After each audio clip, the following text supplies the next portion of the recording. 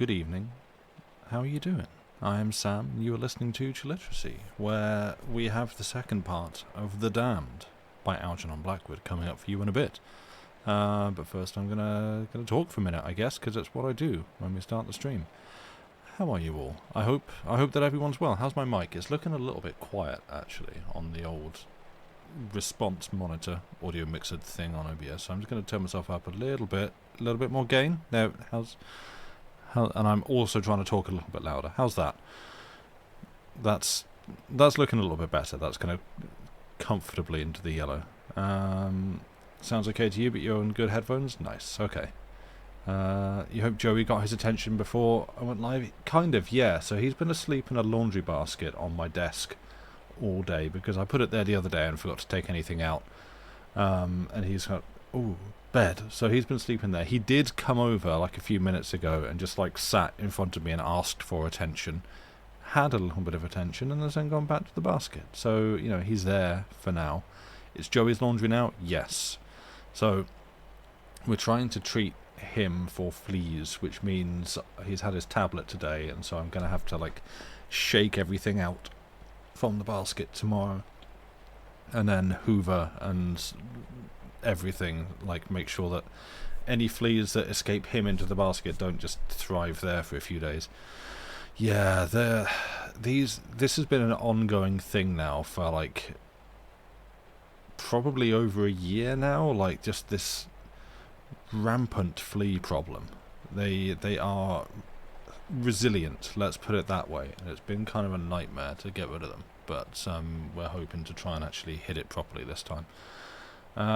Putting a flea collar on him, I don't know that those work as well, really. Like we've done like the back of the neck, like the sort of liquid treatment stuff, and like when I took him to the vets this year, and they said they gave him like a flea tablet. It's called Credelio, is the name of the medication, which it seemed pretty good and strong. Like literally the day that they gave it to him, that evening the fleas were like abandoning him. You could see them just like leaving and trying to find somewhere else to go, and really that was the best opportunity to actually do a thorough blitz of the house, and I didn't. So yeah, I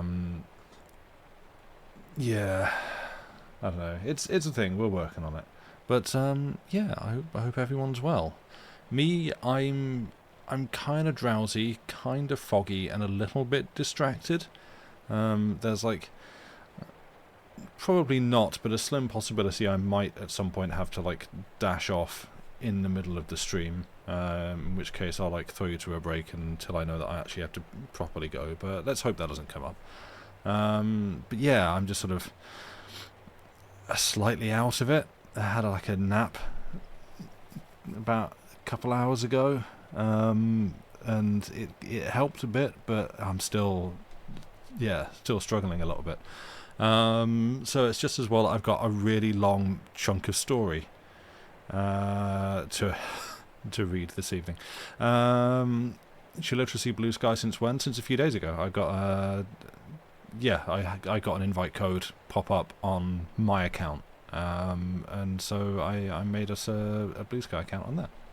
Do I? Oh wait, yeah. Have I not set up a command for that? Oh, let's do that right now. Stream Elements, that's the one. Yes, thank you. Apologies. That's yeah. Why have I not done that? What is my problem? Now I can't see what everyone's saying, so is that? I never know actually what's the best way to, if I just put this link, maybe that link works best, I don't know.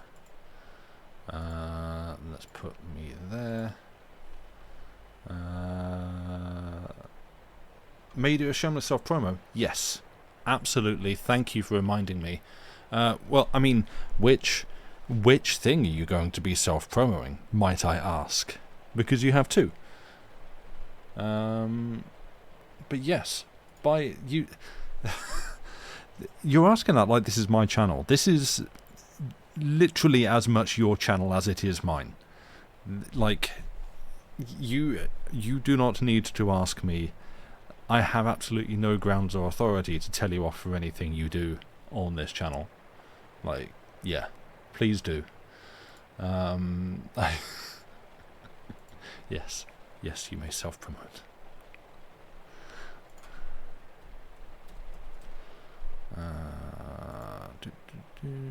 Oh wait, oh no, oh I should put it in socials. Oh yeah, do we, hang on. Wait a minute. Well, let's do this, mods, and then...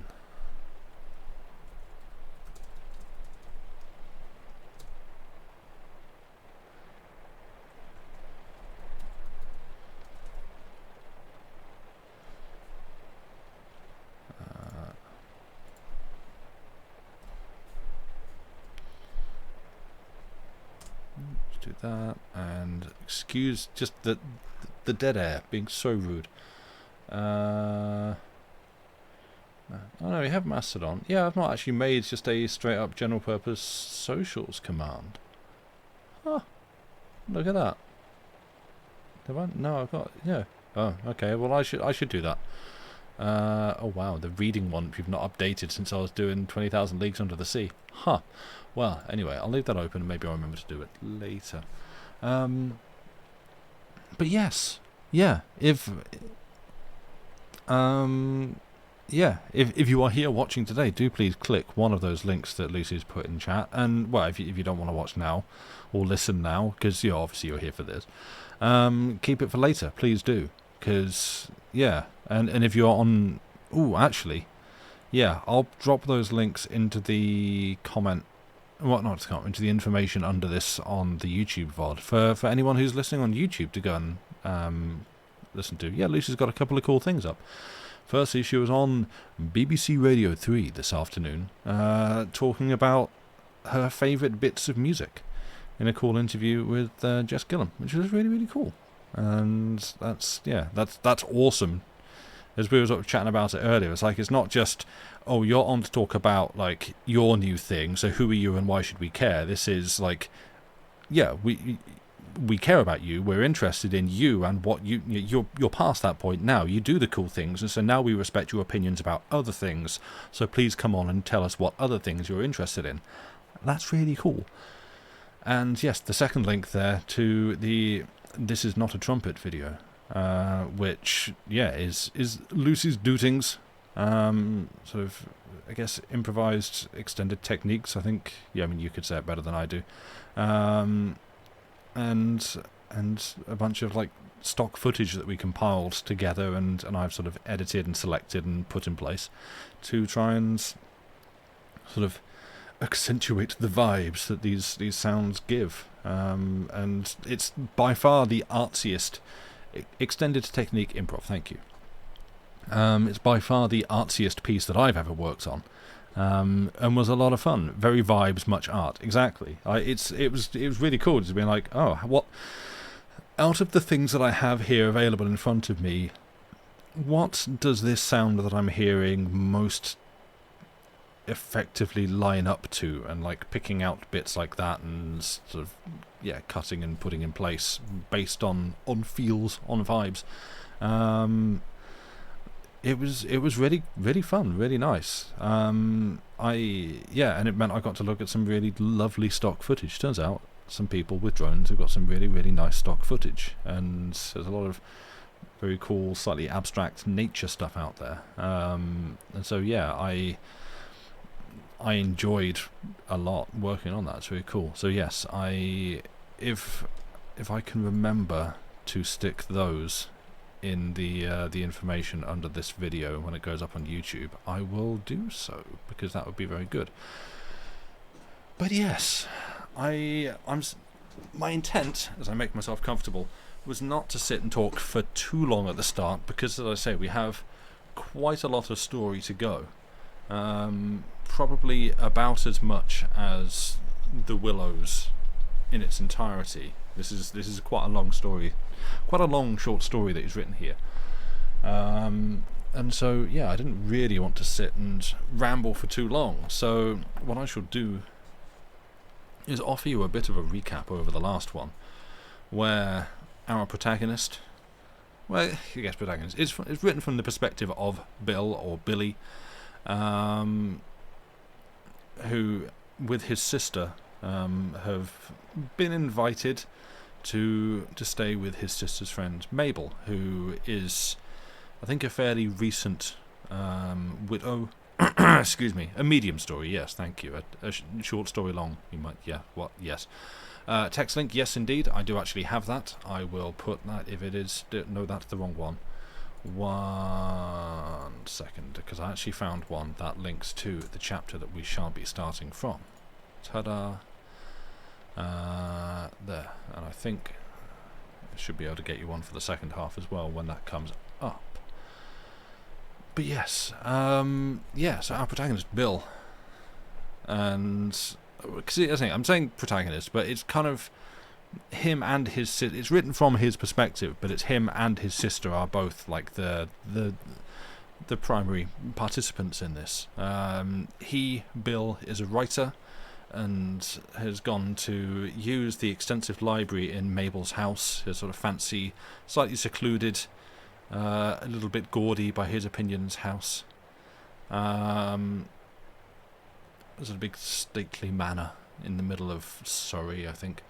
And yeah, Frances, his sister, is an artist, and she has gone there to paint and sort of hang out with her friend Mabel. And nothing happens while they're there. Curiously, sort of a nothing happened is a constant refrain throughout this story, because there seems to be kind of a spirit of depression about the house. Mabel was married to a very like fire and brimstone, sort of very kind of Puritan Christian man who reportedly did a lot of good for society, and gave a lot to help people, but also in that traditional Christian fashion had a very hard line of, you're either with me or you will burn in the fiery lakes of hell. And kind of understandably, this gets Bill's back up a little bit, and he's not a big fan of the man that he was, and it sort of kind of paints this picture of a guy who, as I say, and reportedly, I forget his name every time,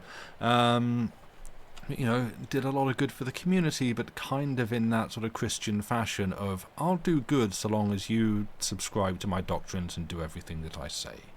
Which, yeah, people have problems with. And so, yeah, his spirit and influence seems to have seeped into the house and created this kind of deadening atmosphere whereby art struggles to create anything that's not warped and twisted. Mabel seems kind of haunted and wants to escape but unable to. And as I say, this refrain, oft repeated, of nothing happened, nothing had happened, where beauty, creativity fails to happen, where decisions are made not as a positive outcome, but in the absence of better choice and the absence of better action, things chance to occur rather than people being active participants in the choices they make. It's as a haunted house, as a ghost story, it's a very different kind of thing to what most expect, and I'm truly loving it. I'm really enjoying it, and yeah, having read the second half this week to prepare for today, I think it's really good. I've enjoyed this story immensely. I'm glad that I've read it, and now fully 20 minutes into the stream, I think it's about time that we start. So just quickly, actually, before I do, I've given myself a note that due to, I guess, the subject matter and the period of time, there's a bit of, I suppose, ableist language in this. I mean, it happened in a lot of stories, certainly from this time. like specifically, there'll be a few examples, but like, specifically the word stupid gets used a lot, and it is more in the, I guess, in the like the, I don't know, I want to say medical, not really, but like in not medical sense or like psychological sense, but actually not in the insulting sense of, you know, calling someone stupid as an insult, but actually in that, you know, they're, I suppose, insensate, if that's the right word for it. Like, you know, their senses, their reasoning, they are essentially like, yeah, not functioning properly. But yeah, so words, and I'm conscious that I'm probably not even now discussing it very well, and I do apologise if I'm tripping over my words and saying things that are actually ill-considered. Do please correct me. I will try and learn these things. But yeah, there's a bit of that. So just to like flag that up beforehand, and I suppose I know that like religious topics can also be a bit of an upsetting point for some people. So if like religious subjects matter, again, like the fire and brimstone teachings of the church, hell and damnation, and those kinds of things. If that's kind of a pressure point for you, or something that's going to be like upsetting or triggering or whatever, then please be advised, please be notified that this deals with that.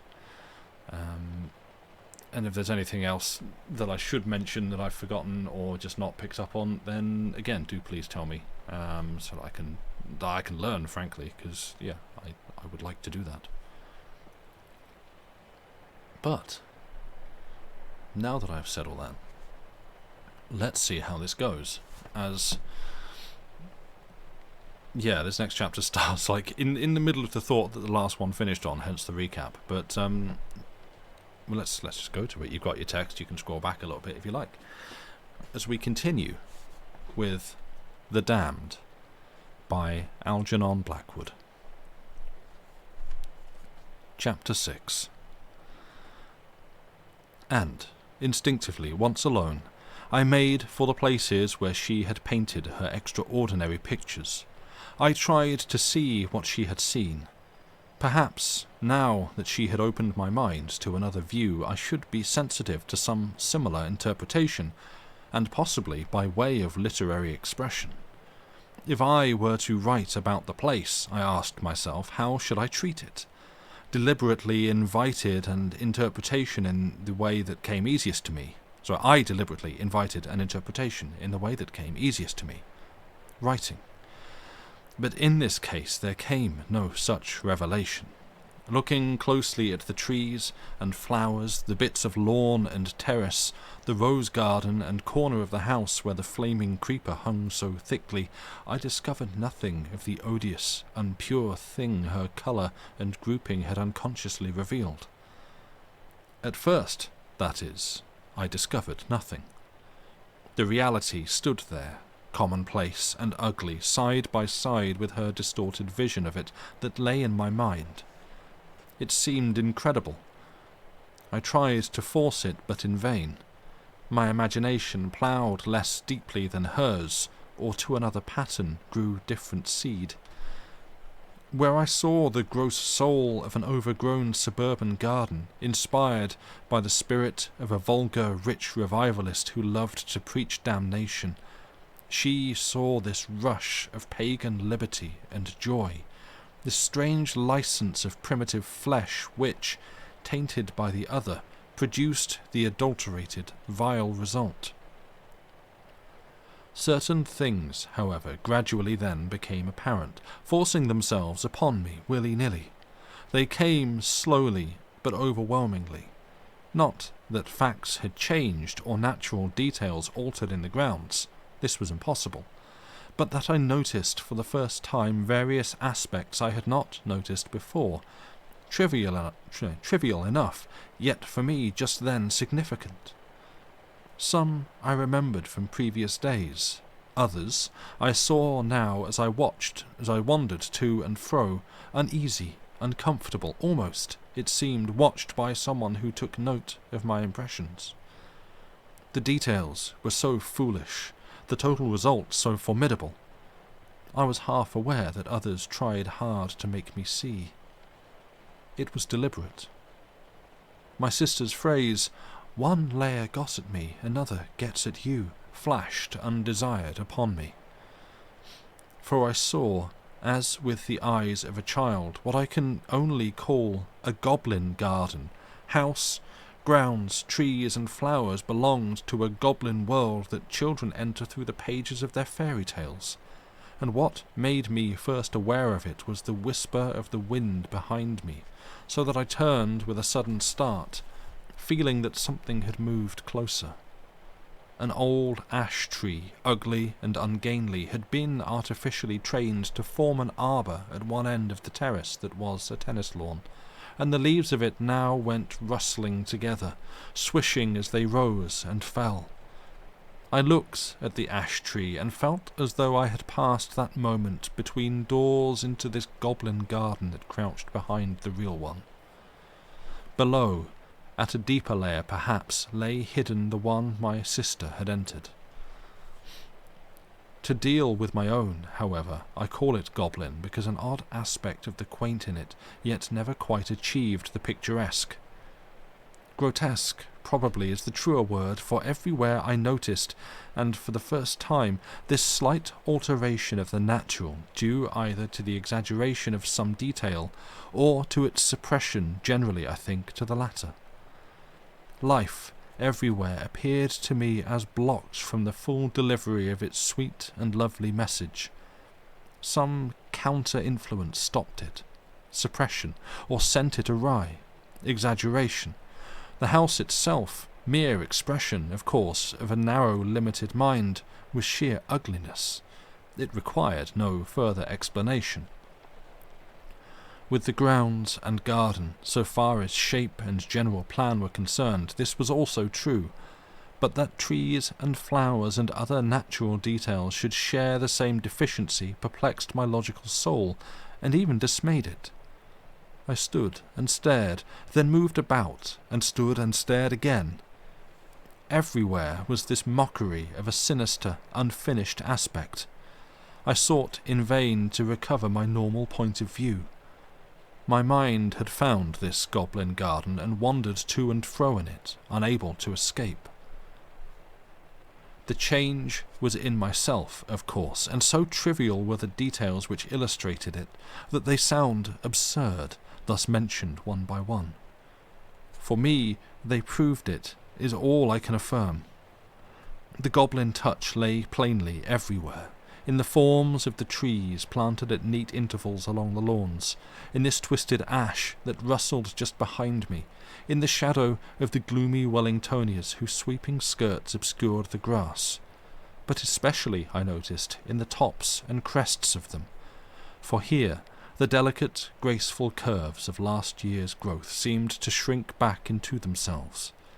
None of them pointed upwards. Their life had failed and turned aside just when it should have become triumphant. The character of a tree revealed itself chiefly at the extremities, and it was precisely here that they all drooped and achieved this hint of goblin distortion, in the growth, that is, of the last few years.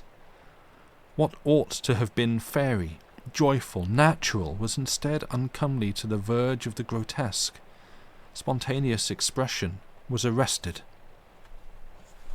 My mind perceived a goblin garden and was caught in it. The place grimaced at me. With the flowers it was similar, though far more difficult to detect in detail for description. I saw the smaller vegetable growth as impish, half malicious. Even the terraces sloped ill, as though their ends had sagged since they had been so lavishly constructed. Their varying angles gave a queerly bewildering aspect to the sequence that was unpleasant to the eye. One might wander among their deceptive lengths and get lost among open terraces, with the house quite close at hand. Unhomely seemed the entire garden, unable to give repose, restlessness in it everywhere, almost strife and discord certainly. Moreover, the garden grew into the house into the garden, and in both was this idea of resistance to the natural, the spirit that says no to joy. All over it I was aware of the effort to achieve another end, the struggle to burst forth and escape into free, spontaneous expression that should be happy and natural, yet the effort forever frustrated by the weight of this dark shadow that rendered it abortive. Life crawled aside into a channel that was a cul-de-sac, then turned horribly upon itself. Instead of blossom and fruit there were weeds. This approach of life I was conscious of, then dismal failure. There was no fulfillment. Nothing happened. And so, through this singular mood, I came a little nearer to understand the unpure thing that had stammered out into expression through my sister's talent. For the unpure is merely negative. It has no existence. It is but the cramped expression of what is true, stammering its way brokenly over false boundaries that seek to limit and confine. Great full expression of anything is pure, whereas here was only the incomplete, unfinished, and therefore ugly. There was a strife and pain and desire to escape. I found myself shrinking from house and grounds as one shrinks from the touch of the mentally arrested, those in whom life has turned awry. There was almost mutilation in it. Past items, too, now flocked to confirm this feeling that I walks, liberty captured and half-maimed, in a monstrous garden. I remembered days of rain that refreshed the countryside, but left these grounds, cracks with the summer heat, unsatisfied and thirsty, and how the big winds that cleaned the woods and fields elsewhere crawled here with difficulty through the dense foliage that protected the towers from the north and west and east. They were ineffective, sluggish currents. There was no real wind. Nothing happened. I began to realize, far more clearly than in my sister's fanciful explanation about layers, that here were many contrary influences at work, mutually destructive of one another. House and grounds were not haunted merely. They were the area of past thinking and feeling, perhaps of terrible impure beliefs, each striving to suppress the others, yet no one of them achieving supremacy because no one of them was strong enough, no one of them was true. Each, moreover, tried to win me over, though only one was possible to reach my mind, so one was able to reach my mind at all. For some obscure reason, possibly because my temperament had a natural bias towards the grotesque, it was the goblin layer.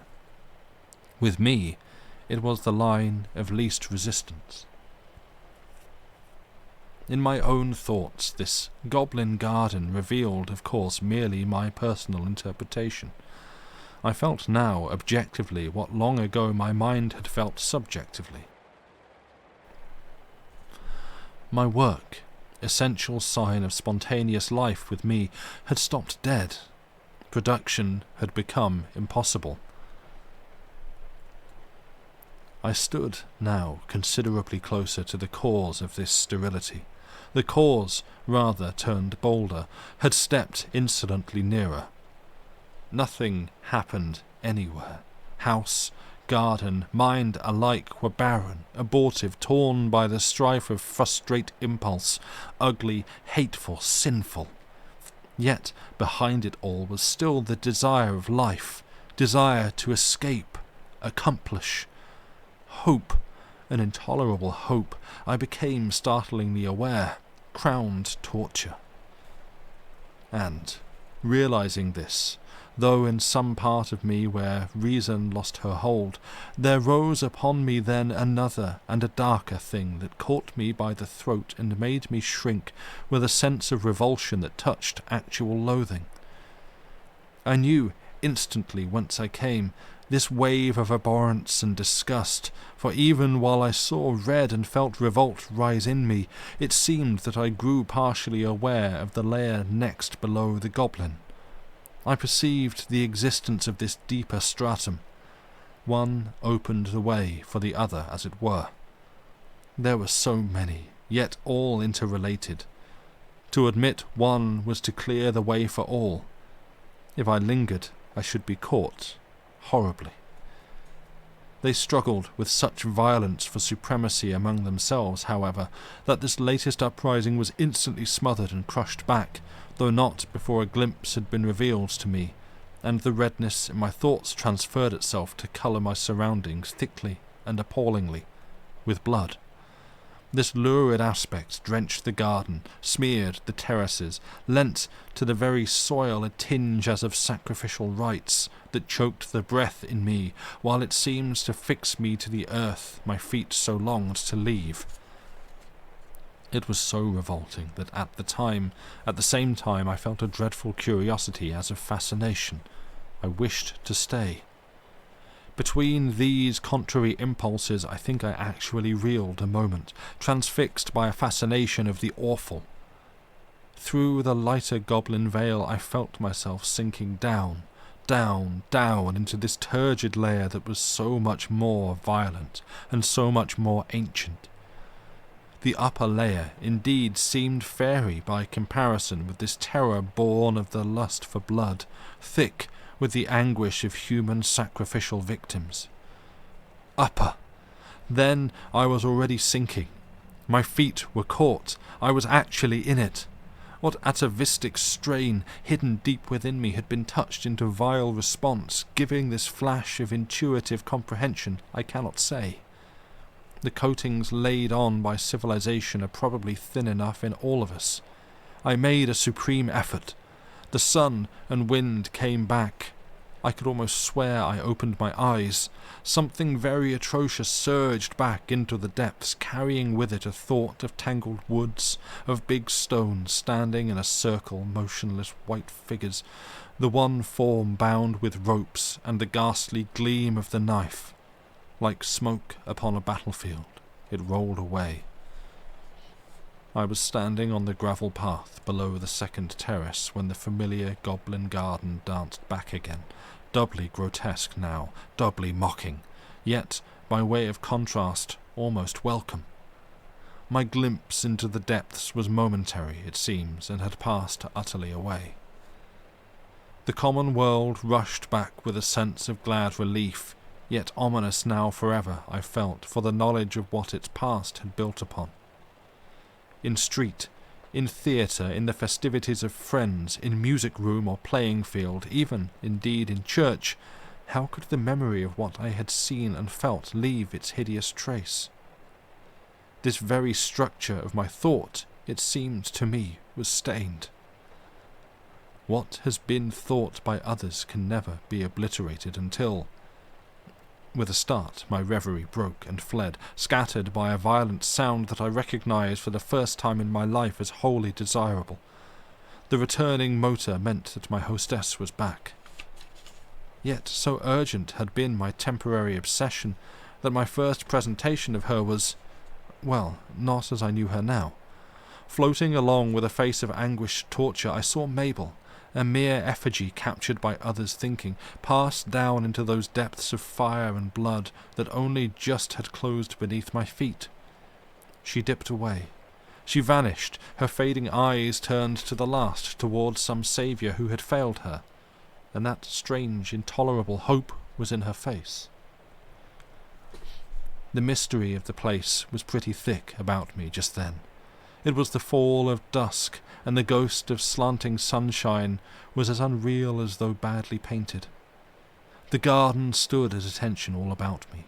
I cannot explain it, but I can tell it, I think, exactly as it happened, for it remains vivid in me forever. That, for the first time, something almost happened, myself apparently the combining link through which it pressed towards delivery. I had already turned towards the house. In my mind were pictures, not actual thoughts, of the motor, tea on the veranda, my sister, Mabel. When there came behind me this tumultuous, awful rush as I left the garden, the ugliness, the pain, the striving to escape, the whole negative and suppressed agony that was the place, focused that second into a concentrated effort to produce a result. It was a blinding tempest of long, frustrate desire that heaved at me, surging appallingly behind me like an anguished mob. I was in the act of crossing the frontier into my normal self again when it came, catching fearfully at my skirts. I might use an entire dictionary of descriptive adjectives, yet come no nearer to it than this: the conception of a huge assemblage determined to escape with me, or to snatch me back among themselves. My legs trembled for an instant, and I caught my breath, then turned and ran as fast as possible up the ugly terraces. At the same instant, as though the clanging of an iron gate cut short the unfinished phrase, I thought the beginning of an awful thing. The damned. Like this it rushed after me from that goblin garden that had sought to keep me. The damned. For there was no sound in it. I know full well it was subjective, not actually heard at all, yet somehow sound was in it, a great volume roaring and booming thunderously far away and below me. The sentence dipped back into the depths that gave it birth, unfinished. Its completion was prevented. As usual, nothing happened, but it drove behind me like a hurricane as I ran towards the house, and the sound of it I can only liken to those terrible undertones you may hear standing beside Niagara. They lie behind the mere crash of the falling flood, within it somehow, not audible to all, felt rather than definitely heard. It seemed to echo back from the surface of those sagging terraces as I flew across their sloping ends, for it was somehow underneath them. It was in the rustle of the wind that stirred the skirts of the drooping Wellingtonias. The beds of formal flowers passed it on to the creepers, red as blood, that crept over the unsightly building. Into the structure of the vulgar and forbidding house it sank away. The towers took it home. The uncomely doors and windows seemed almost like mouths that had uttered the words themselves, and on the upper floors at that very moment I saw 2 maids in the act of closing them again. And on the veranda, as I arrived breathless and shaken in my soul, Frances and Mabel, standing by the tea-table, looked up to greet me. In the faces of both were clearly legible the signs of shock. They watched me coming, yet so full of their own distress that they hardly noticed the state in which I came. In the face of my hostess, however, I read another and a bigger thing than in the face of Frances. Mabel knew. She had experienced what I had experienced. She had heard that awful sentence I had heard, but heard it not for the first time. Heard it, moreover, I verily believe, complete and to its dreadful end. "Bill, did you hear that curious noise just now?" Frances asked it sharply before I could say a word. Her manner was confused. She looked straight at me, and there was a tremor in her voice she could not hide. "There's wind about," I said. "Wind in the trees and sweeping round the walls. It's risen rather suddenly." My voice faltered rather. "No, it wasn't wind," she insisted, with a significance meant for me alone, but badly hidden. "It was more like distant thunder, we thought. How you ran, too!" she added. "What a pace you came across the terraces!" I knew instantly from the way she said it that they both had already heard the sound before, and were anxious to know if I had heard it, and how. My interpretation was what they sought. "It was a curiously deep sound, I admit. It may have been big guns at sea," I suggested. "Forts or cruisers practicing. The coast isn't so very far, and with the wind in the right direction, like huge doors closing," she said softly in her colourless voice. The expression on Mabel's face stopped me dead. "Like huge doors closing," she said softly in her colourless voice. "Enormous metal doors shutting against a mass of people clamouring to get out." The gravity, the note of hopelessness in her tones was shocking. Frances had gone into the house the instant Mabel began to speak. "I'm cold," she had said. "I think I'll get a shawl." Mabel and I were alone. I believe it was the first time we had been really alone since I arrived. She looked up from the teacups, fixing her pallid eyes on mine. She had made a question of the sentence. "You hear it like that?" I asked innocently. I purposefully used the present tense. She changed her stare from one eye to another. It was absolutely expressionless. My sister's step sounded on the floor of the room behind us. "If only," Mabel began, then stopped, and my own feelings leaping out instinctively completed the sentence I felt was in her mind. Something would happen. She instantly corrected me. I had caught her thought, yet somehow phrased it wrongly. "We could escape." She lowered her tone a little, saying it hurriedly. The "we" amazed and horrified me, but something in her voice and manner struck me utterly dumb. There was ice and terror in it. It was a dying woman speaking, a lost and hopeless soul.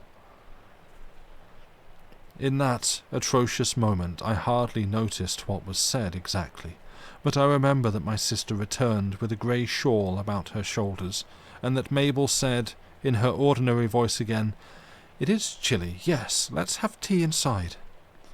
And the two maids, one of them the grenadier, speedily carried the loaded trays into the morning room and put a match to the logs in the great open fireplace.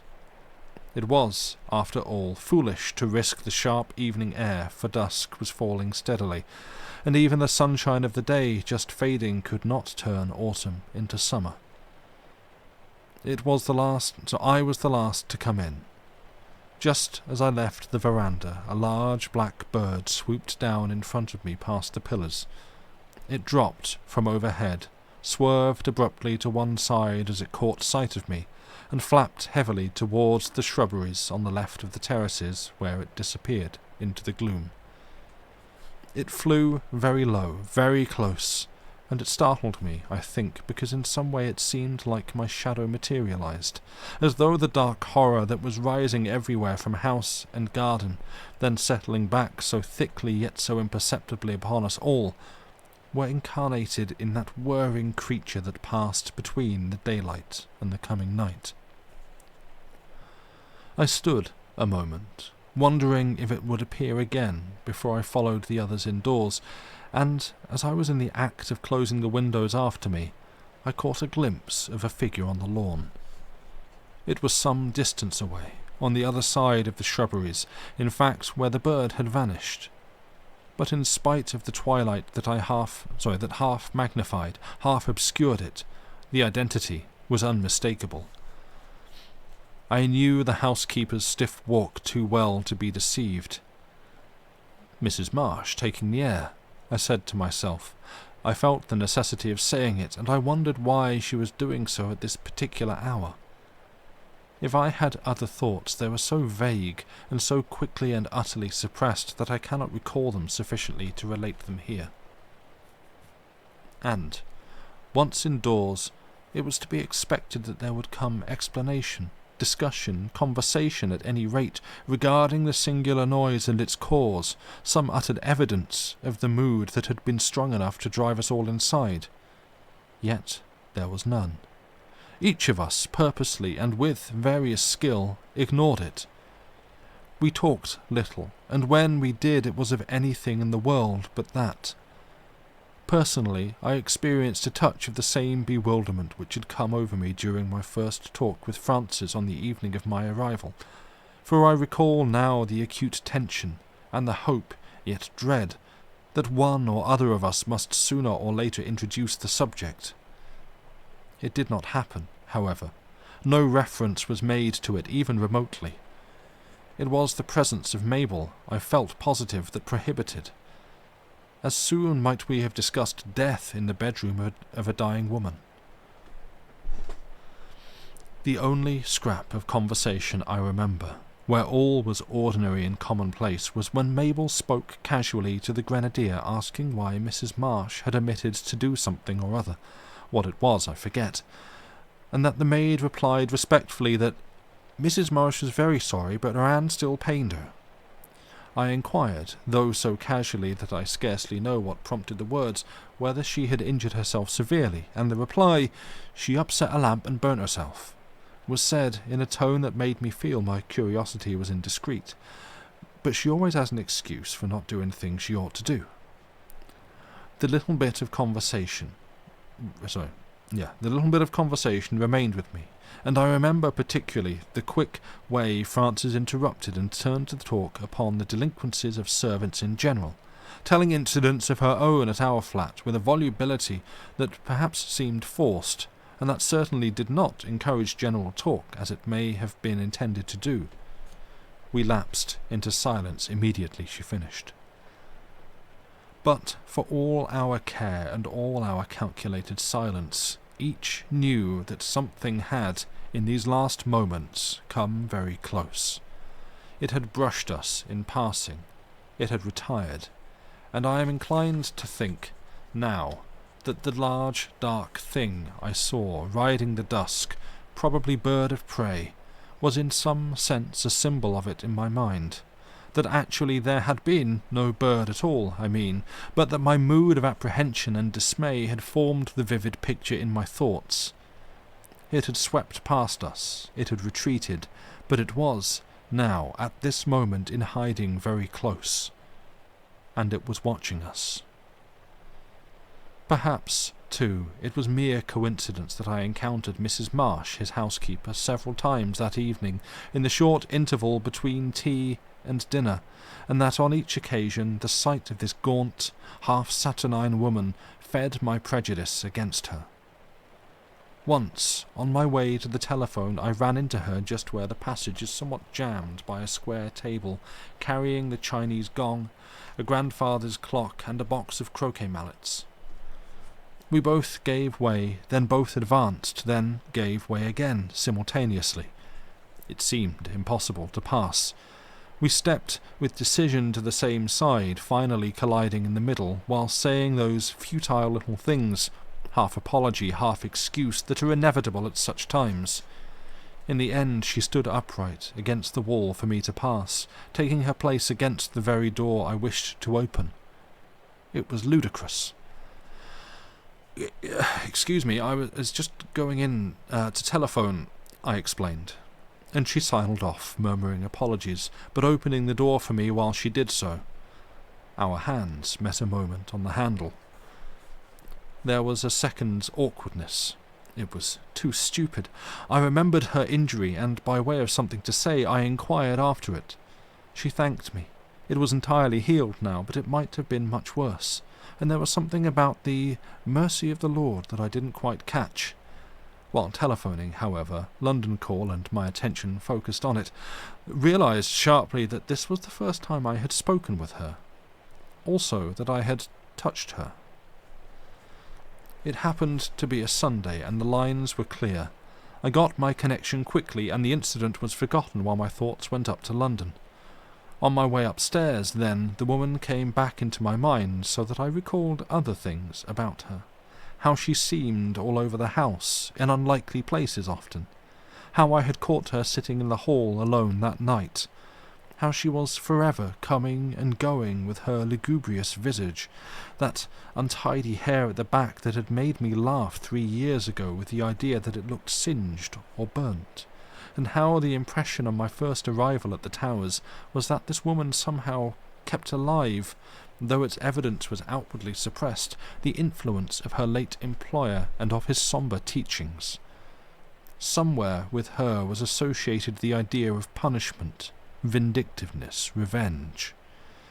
I remembered again suddenly my odd notion that she sought to keep her present mistress here, a prisoner in this bleak, and comfortless house, and that really, in spite of her obsequious silence, she was intensely opposed to the change of thought that had reclaimed Mabel to a happier view of life. All this, in a passing second, flashed in review before me, and I discovered, or at any rate reconstructed, the real Mrs. Marsh. She was decidedly in the shadow. More, she stood in the forefront of it, stealthily leading an assault, as it were, against the towers and its occupants, as though, consciously or unconsciously, she laboured incessantly to this hateful end. I could only judge that some state of nervousness in me permitted the series of insignificant thoughts to assume this dramatic shape, and that what had gone before prepared the way and led her up at the end of so formidable a procession. I relate it exactly as it came to me. My nerves were doubtless somewhat on edge by now. Otherwise I should hardly have been a prey to the exaggeration at all. I seemed open to so many strange impressions. Nothing else, perhaps, can explain my ridiculous conversation with her, when, for the third time that evening, I came suddenly upon the woman halfway down the stairs, standing by an open window as if in the act of listening. She was dressed in black, a black shawl over her square shoulders, and black gloves on her big, broad hands. 2 black objects, prayer books apparently, she clasped, and on her head she wore a bonnet with shaking beads of jet. At first I did not know her, as I came running down upon her from the landing. It was only when she stood aside to let me pass that I saw her profile against the tapestry and recognized Mrs. Marsh. And to catch her on the front stairs, dressed like this, struck me as incongruous, impertinent. I paused in my dangerous descent. Through the opened window came the sound of bells, church bells, a sound more depressing to me than superstition, and as nauseating. Though the action was ill-judged, I obeyed the sudden prompting. Was it a secret desire to attack, perhaps? And spoke to her. "Been to church, I suppose, Mrs. Marsh," I said. "Or just going, perhaps?"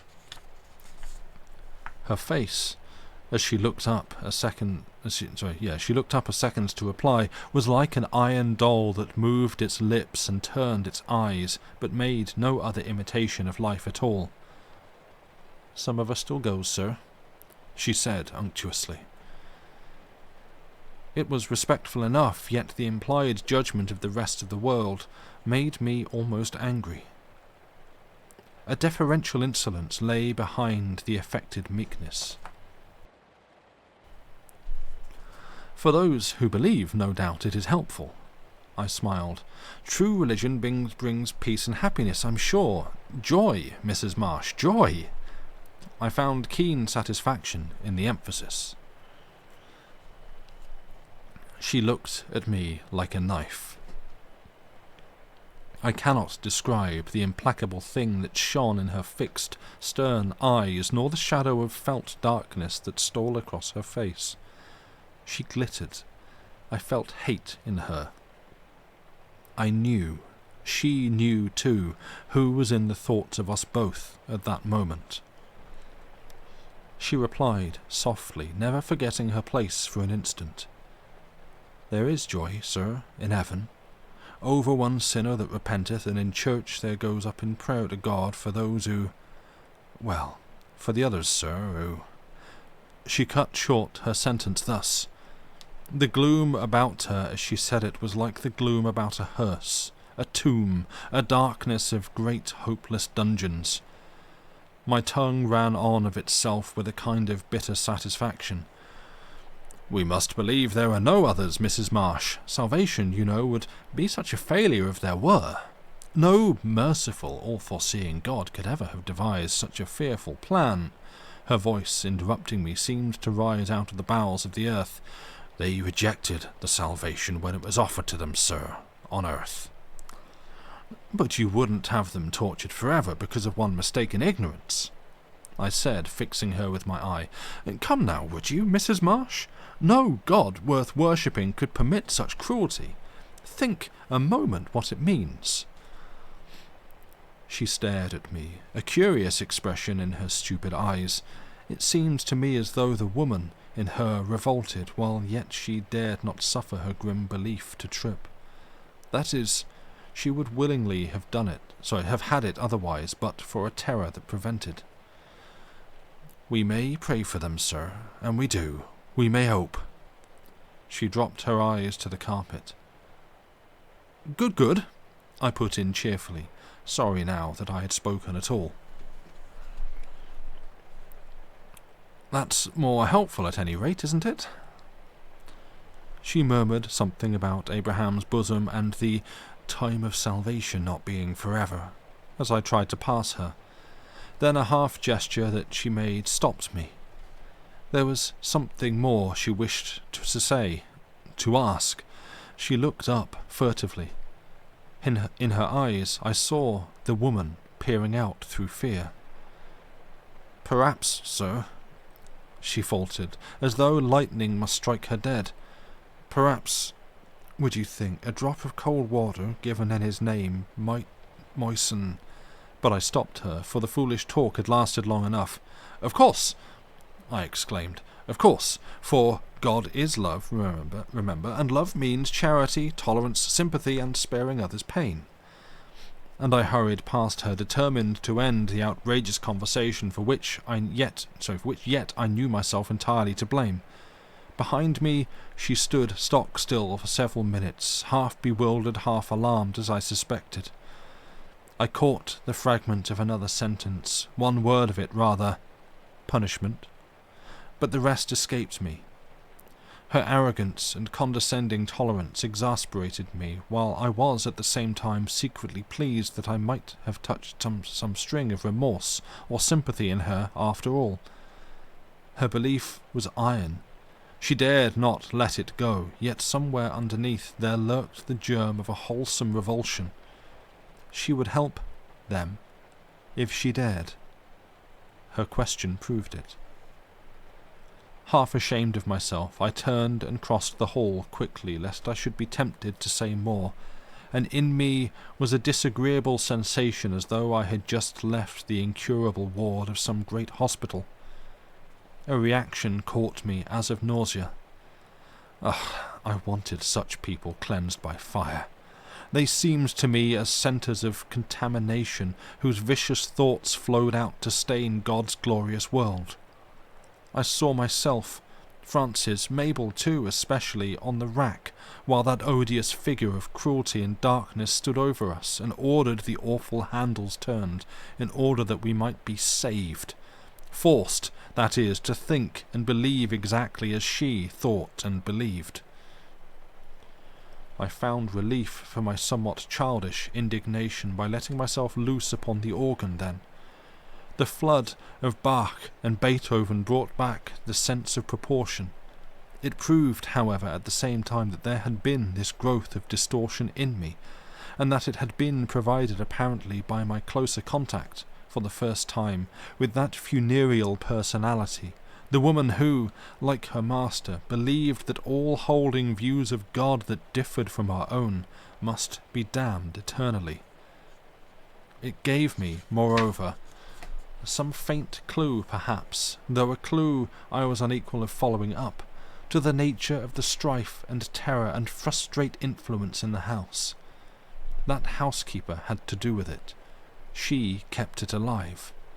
Her thought was like a spell she waved above her mistress's head.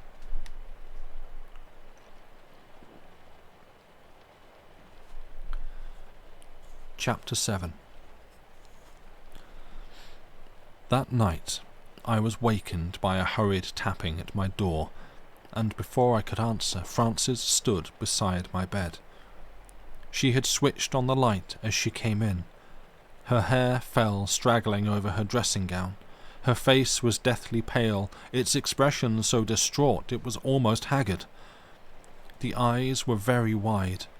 She looked almost like another woman. She was whispering at a great pace, Bill! Bill, wake up, quick!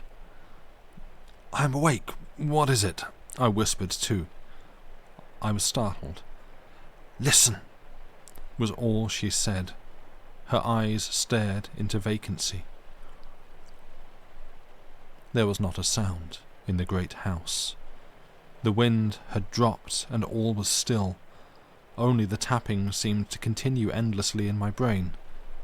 The clock on the mantelpiece pointed to 2:30. I heard nothing, Francis. What is it? I rubbed my eyes. I had been very deeply asleep. Listen, she repeated very softly, holding up one finger and turning her eyes towards the door she had left ajar. Her usual calmness had deserted her. She was in the grip of some distressing terror. For a full minute we held our breath and listened. Then her eyes rolled round again and met my own, and her skin went even whiter than before. It woke me, she said beneath her breath and moving a step nearer to my bed. It was the noise. Even her whisper trembled. The noise. The word repeated itself dully of its own accord. I would rather it had been anything in the world but that. Earthquake, foreign cannon, collapse of the house above our heads. The noise, Francis, are you sure? I was playing, really, for a little time. It was like thunder, and at first I thought it was thunder, but a minute later it came again, from underground. It's appalling. She muttered the words, her voice not properly under control. There was a pause of perhaps a minute, then we both spoke at once. We said foolish, obvious things that neither of us believed for a second. The roof had fallen in. There were burglars downstairs. The safes had been blown open. It was to comfort each other as children do that we said these things. Also, it was to gain further time. There's someone in the house, of course, I heard my voice say finally as I sprang out of bed and hurried into dressing gown and slippers. Don't be alarmed, I'll go down and see. And from the drawer I took a pistol it was my habit to carry everywhere with me. I loaded it carefully while Francis stood stock still beside the bed and watched. I moved towards the open door. You stay here, Francis, I whispered, the beating of my heart making the words uneven, while I go down and make a search. Lock yourself in, girl. Nothing can happen to you. It was downstairs, you said? Underneath, she answered faintly, pointing through the floor. She moved suddenly between me and the door. Listen, hark, she said, the eyes in her face quite fixed. It's coming again. And she turned her head to catch the slightest sound. I stood there, watching her, and while I watched her, shook. But nothing stirred. From the halls below rose only the whir and quiet ticking of the numerous clocks. The blind by the open window behind us flapped out a little into the room as the draught caught it. I'll come with you, Bill, to the next floor, she broke the silence. Then I'll stay with Mabel till you come up again. The blind sank down with a long sigh as she said it. The question jumped to my lips before I could repress it. Mabel is awake. She heard it too. I hardly know why horror caught me at her answer. All was so vague and terrible as we stood there playing the great game of this sinister house where nothing ever happened. We met in the passage. She was on her way to me. What shook in me, shook inwardly. Francis, did not see it. I had the feeling just that the noise was upon us, that any second it would boom and roar about our ears, but the deep silence held. I only heard my sister's little whisper coming across the room in answer to my question. Then what is Mabel doing now? And her reply proved that she was yielding at last beneath the dreadful tension, for she spoke at once, unable longer to keep up the pretence. With a kind of relief, as it were, she said it out, looking helplessly at me like a child. She is weeping, and My expression must have stopped her. I believed I clapped both hands upon her mouth, though when I realized things clearly again, I found they were covering my own ears instead. It was a moment of unutterable horror. The revulsion I felt was actually physical. It would have given me pleasure to fire off all the 5 chambers of my pistol into the air above my head. The sound, a definite, wholesome sound that explained itself, would have been a positive relief. Other feelings, though, were in me too, all over me, rushing to and fro. It was vain to seek their disentanglement. It was impossible. I confess that I experienced among them a touch of paralyzing fear, though for a moment only. It passed as sharply as it came, leaving me with a violent flush of blood to the face such as bursts of anger bring, followed abruptly by an icy perspiration over the entire body. Yet I may honestly avow that it was not ordinary personal fear I felt, nor any common dread of physical injury. It was, rather, a vast, impersonal shrinking, a sympathetic shrinking, from the agony and terror that countless others, somewhere, somehow, felt for themselves. The first sensation of a prison overwhelmed me in that instant, of bitter strife and frenzied suffering, and the fiery torture of the yearning to escape that was yet hopelessly uttered. It was of incredible power. It was real. The vain, intolerable hope swept over me. I mastered myself, though hardly knowing how, and took my sister's hand. It was as cold as ice as I led her firmly to the door and out into the passage. Apparently she noticed nothing of my so near collapse, for I caught her whisper as we went, "You were so brave, Bill. Splendidly brave." The upper corridors of the great sleeping house were brightly lit.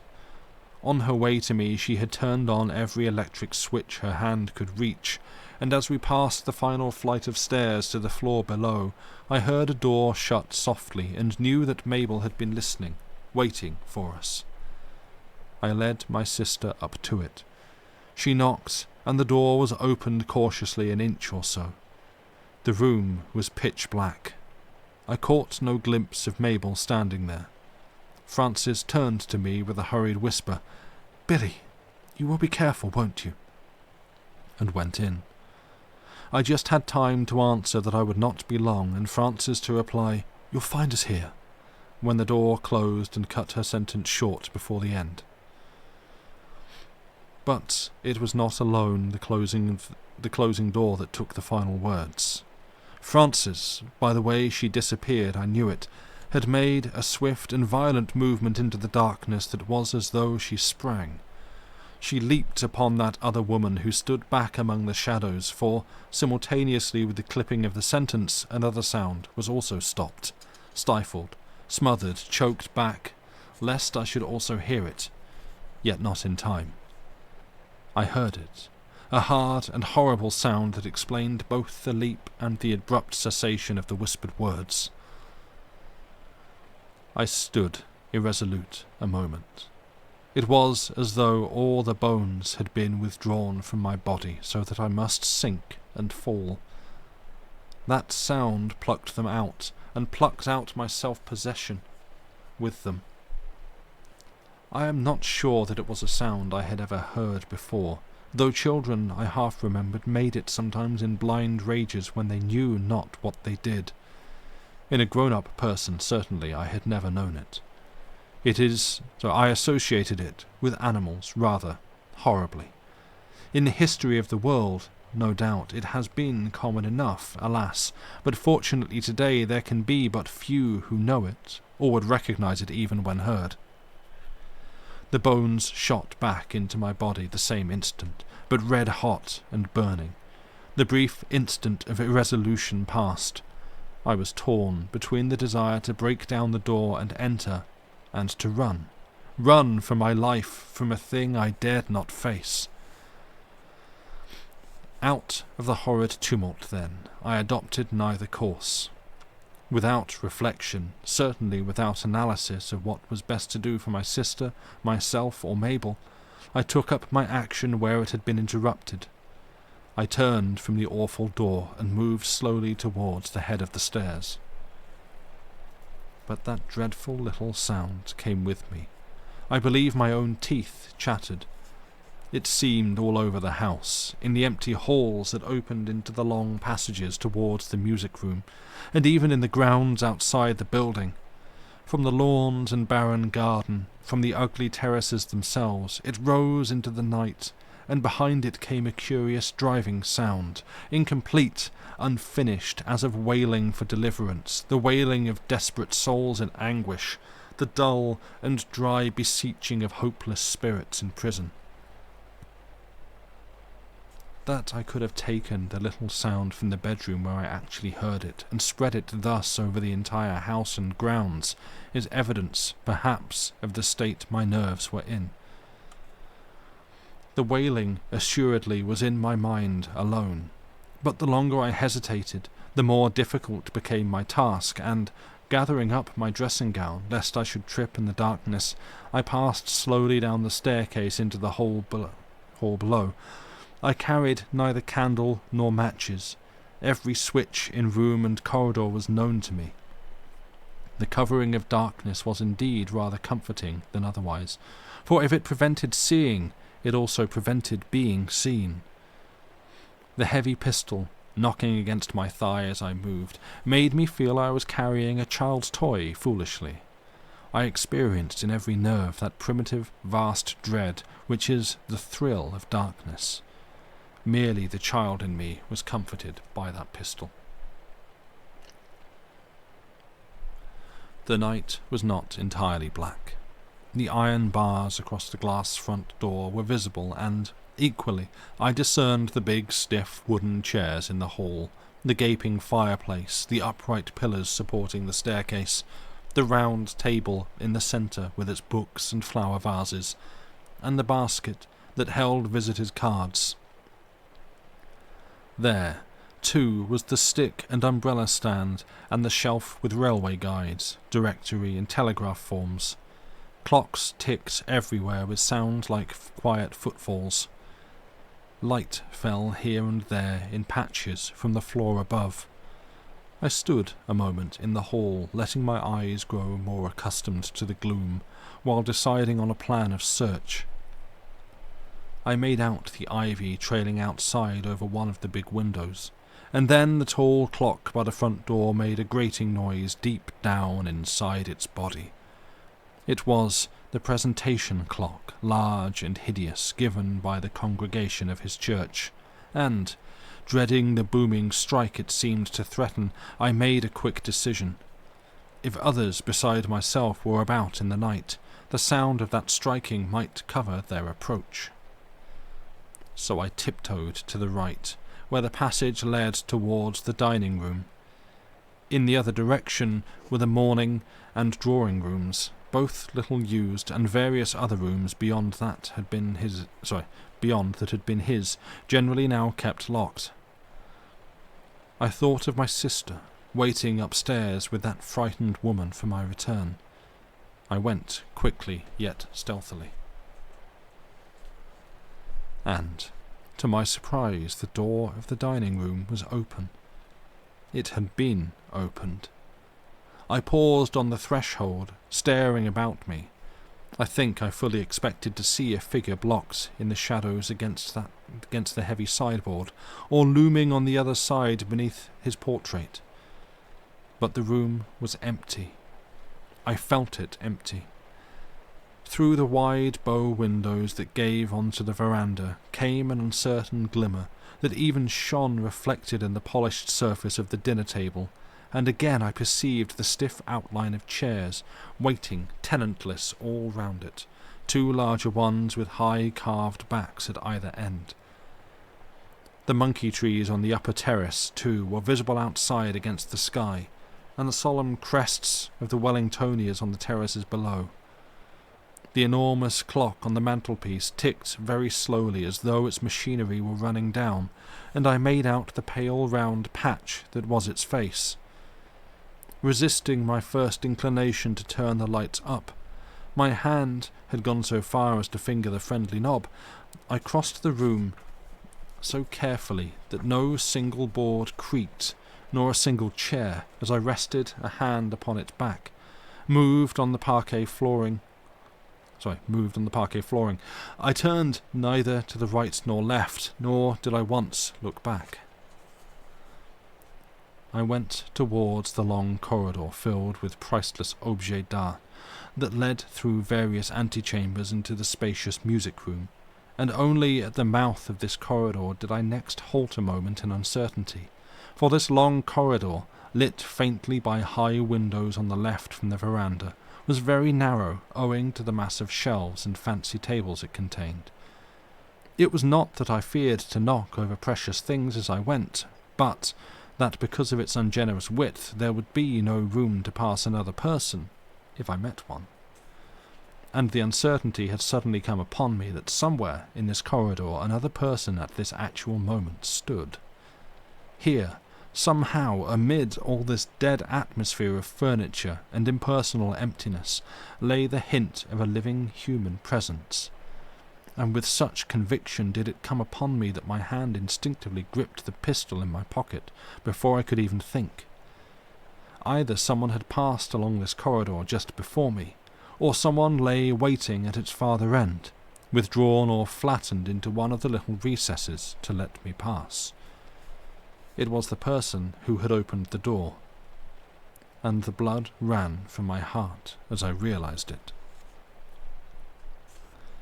It was not courage that sent me on, but rather a strong impulsion from behind that made it impossible to retreat.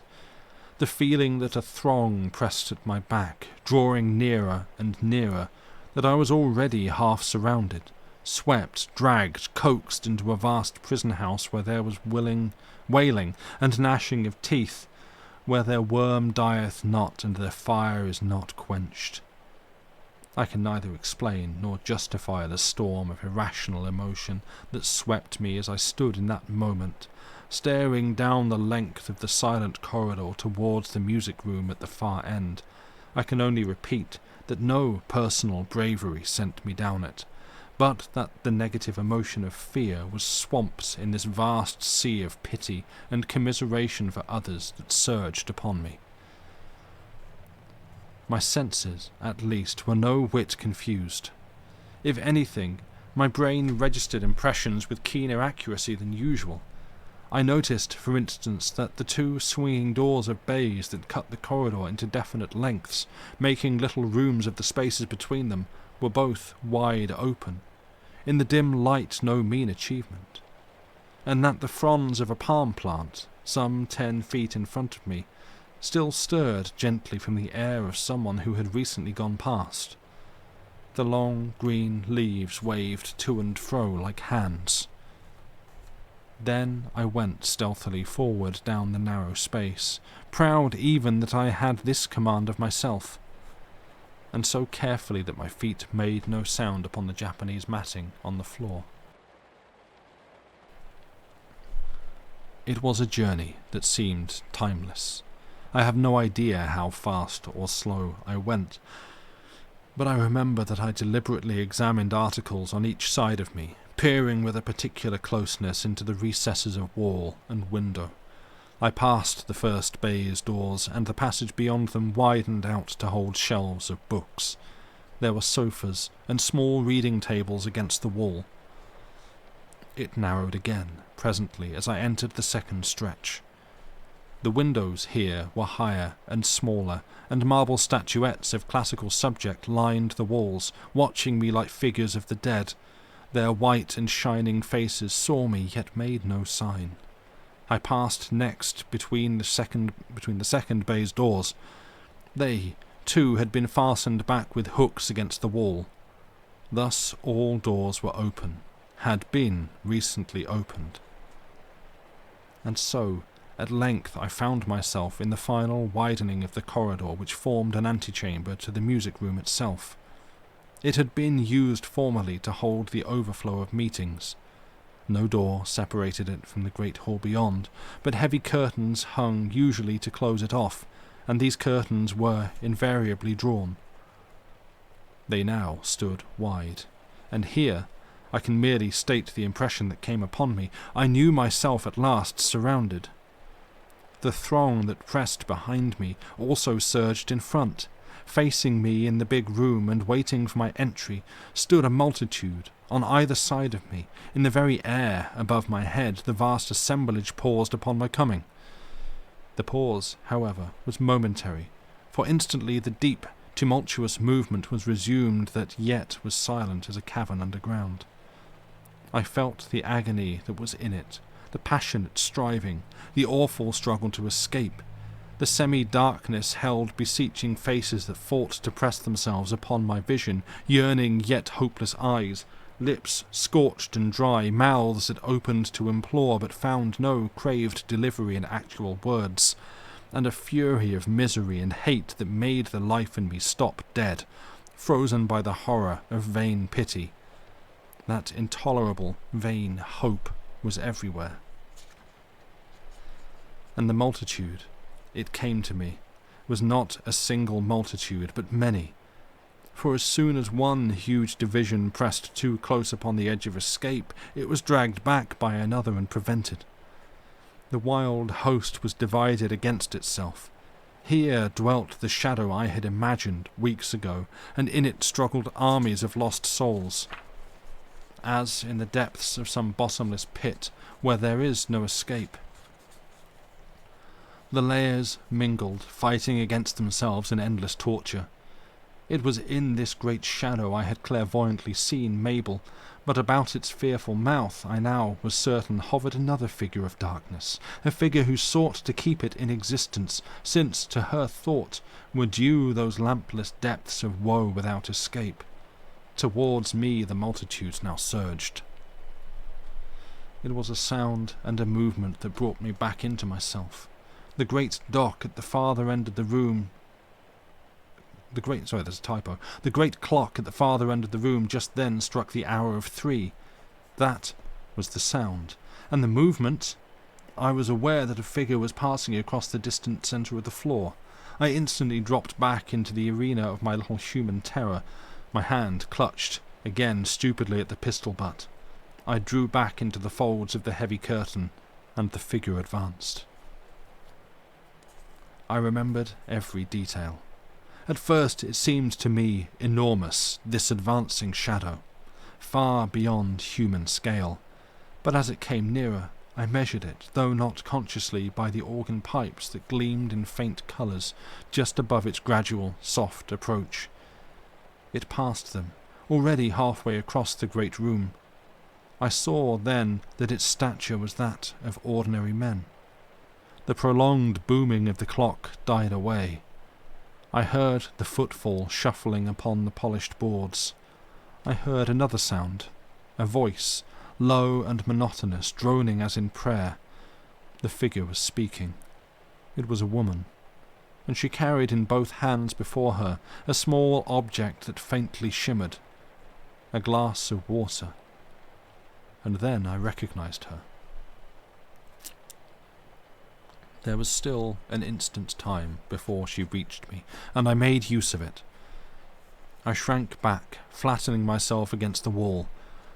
Her voice ceased a moment as she turned and carefully drew the curtains together behind her, closing them with one hand. Oblivious of my presence, though she actually touched my dressing gown with the hand that pulled the cords, she resumed her dreadful, solemn march, disappearing at length down the long vista of the corridor like a shadow. But as she passed me, her voice began again, so that I heard each word distinctly as she uttered it, her head aloft, her figure upright, as though she moved at the head of a procession. "A drop of cold water given in his name shall moisten their burning tongues." It was repeated monotonously over and over again, droning down into the distance as she went, until at length both voice and figure faded into the shadows at the farther end. For a time, I have no means of measuring precisely, I stood in that dark corner, pressing my back against the wall, and would have drawn the curtains down to hide me had I dared to stretch an arm out. The dread that presently the woman would return passed gradually away. I realized that the air had emptied, the crowd her presence had stirred into activity had retreated. I was alone in the gloomy underspace of the odious building. Then I remembered suddenly again the terrified woman waiting for me on that upper landing, and realized that my skin was wet and freezing cold after a profuse perspiration. I prepared to retrace my steps. I remember the effort it cost me to leave the support of the wall and covering darkness of my corner, and step out into the grey light of the corridor. At first I sidled, then, finding this mode of walking impossible, turned my face boldly and walked quickly, regardless that my dressing gown set the precious objects shaking as I passed. A wind that sighed mournfully against the high, small windows seemed to have got inside the corridor as well. It felt so cold, and every moment I dreaded... Sorry, a fly just running across the desk. Tiny one. Distracted me. Thought it was a spider. Where was I? And every moment I dreaded to see the outline of the woman's figure as she waited in recess or angle against the wall for me to pass. Was there another thing I dreaded even more? I cannot say. I only know that the first baize doors had swung to behind me, and the second ones were close at hand, when the great dim thunder caught me, pouring up with prodigious volume so that it seemed to roll out from another world. It shook the very bowels of the building. I was closer to it than the other time, when it had followed me from the Goblin Garden. There was strength and hardness in it, as of metal reverberation. Some touch of numbness, almost of paralysis, must surely have been upon me that I felt no actual terror, for I remember even turning and standing still to hear it better. That is the noise, my thought ran stupidly, and I think I whispered it aloud. The doors are closing. The wind outside against the windows was audible, so it cannot have been really loud, yet to me it was the biggest, deepest sound I have ever heard, but so far away, with such awful remoteness in it, that I had to doubt my own ears at the same time. It seemed underground, the rumbling of earthquake gates that shut remorselessly within the rocky earth. Stupendous, ultimate thunder. They were shut off from help again. The doors had closed. I felt a storm of pity, of agony, of bitter, futile hate sweep through me. The memory of the figure changed then. The woman with the glass of cooling water had stepped down from heaven, but the man, or was it men, who smeared this terrible layer of belief and thought upon the world? I crossed the dining room. It was fancy, of course, that held my eyes from glancing at the portrait, for fear I should see its smiling approval, and so finally reached the hall, where the light from the floor above seemed now quite bright in comparison. All the doors I closed carefully behind me, but first I had to open them. The woman had closed every one. Up the stairs then I actually ran, 2 steps at a time. My sister was standing outside Mabel's door. By her face I knew that she had also heard. There was no need to ask. I quickly made my mind up. "There's nothing," I said, and detailed briefly my tour of search. "All is quiet and undisturbed downstairs. May God forgive me."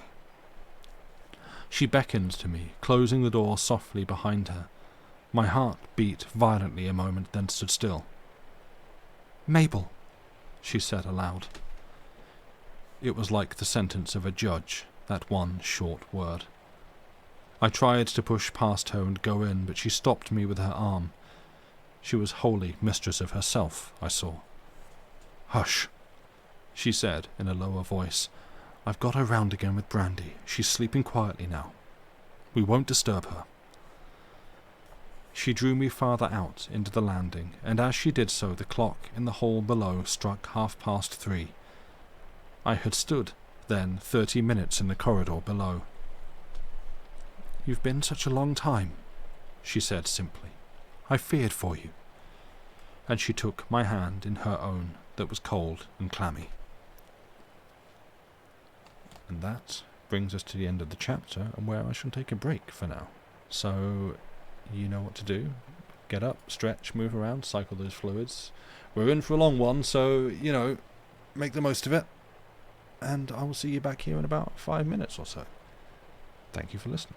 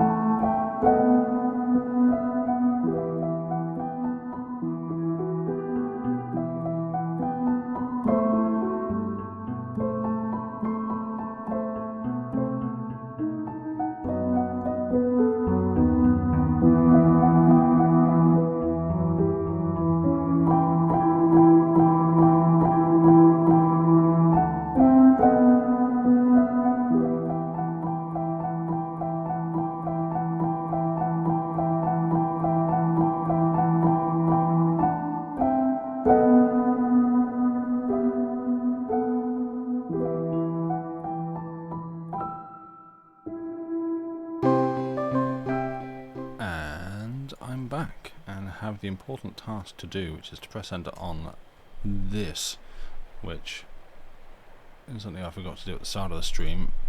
Hooray for me! 25-month streak. As I enter my third year of subscribing to this wonderful channel. Yes, I went there, I did that, I said the thing. Hello, yes, welcome back from the break. I hope that everyone is doing well. Yeah, as we were discussing, the Andy Pants, your speculation, that lines up with what I was thinking, that, yeah, you've never heard of the publisher, and they don't come up with a quick Google, so you better dollar there's some cheap press that grabs public domain text from the internet and slaps a cover on for cheap. Yeah, that's the impression that I've got. Like, when it arrived, I think Lucy and I looked up like another Algernon Blackwood collection online, and like it was like a Penguin one that had the exact same cover but printed better. Like the one on this looks like a sort of low-res JPEG scan of a better cover. Pirelli got back when the time was in 2 seconds. Nice, good job. Yeah, and like as I was saying in chat for the benefit of people listening on YouTube, there's a number of odd typos in what we would call typos. Hi Joey, just making all the noise. What's good? In this, where words like clock and close, or close, are written with a D, like so it's doc and dose instead. Almost as if the text has been scanned and the whatever has passed this scanned text has missed the chemming on the C and the L and turned them into a D instead. So that's that's an odd facet of this. And also, I was saying it will probably trip me up when I get to it.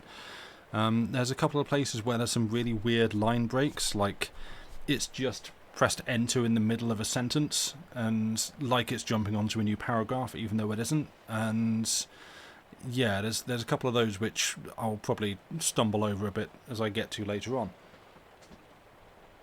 But yeah, I hope everyone's had a good break. If I'm honest, I needed that. I probably should have actually split this one into 3 rather than do it in 2, but I have a really difficult time judging the length of the text in this book. Yeah, because I felt towards the end of that one that like just my eyes and jaw were getting kind of tired, so I should be alright to go through to the end. I certainly want to, but yeah, these ones are a little bit more of an endurance test. Bonus marathon stream, exactly, just like the Willows. But yeah, I'm enjoying this one a lot, and I hope you are too. Everybody that is listening again on here and on YouTube. I did see a couple of the comments. I glanced up. Oh, Lynn, yes, thanks for reading, and as ever, thank you for being here to listen. It's starting to sound like a Looney Tune with his bone shenanigan. Yeah, just the bones just whoop, leaving his body, gone. Ultimate Thunder sounds like a wrestler. Thank you. Yes, very good. Gun on a ball fuzzle. What's up? Hello, welcome to the stream. I hope this is something that you like. Welcome. But yes, there were some other comments I can't scroll back far enough up to read, unfortunately. It's really good. So creepy. Yeah, I'm going to keep saying it. I really like a creepy atmosphere ghost story where nothing actually happens.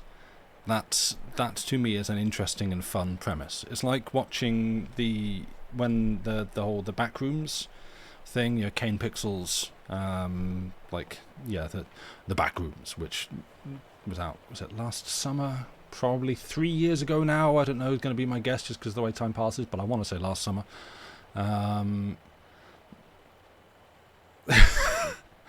Llama, is that your dog? Hello to the dog.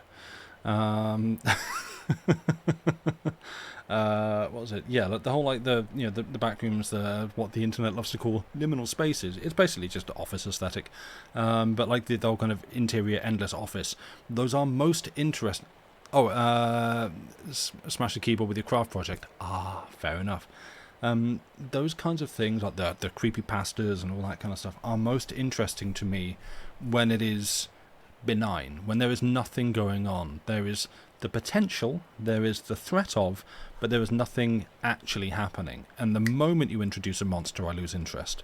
It's like, oh yeah, it's just a guy who's coming to kill you, or maybe it's a supernatural thing that's coming to kill you, and it's got a knife, or it's got big teeth, and oh, it's going to eat you. Oh, cool, like everything else. Before that point, fascinating, interesting, cool. I'm engaged. I'm going to stand up and shout McDonald's to get to move on past the ad break, but past that point, nah, you've lost me. So yeah, like this is my jam. Oh, Lady Mephistopheles. For a second you forgot it's Rosh Hashanah. You live near a Jewish history museum. You just had fireworks go off. Interesting. There were a bunch of fireworks going off around here this evening. Like not as local to me as they usually are when they do on a Saturday evening, because that's what we do around here. They were more distant. But I didn't really have any idea why. My speculation was just maybe a wedding. But hey, maybe it's a Rosh Hashanah thing. That would be cool. It's a better reason for me than if you have a synagogue nearby. Could be. I don't know if we do. I'm not going to say where I am and dox myself for someone else to find, but I don't know.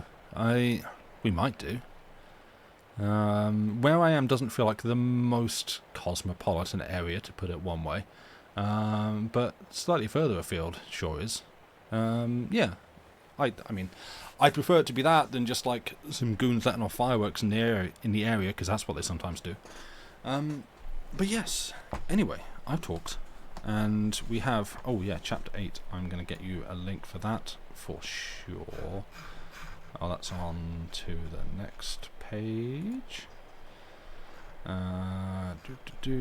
7, that's chapter 7, that's what we've just read. Do not mind me. Chapter 8.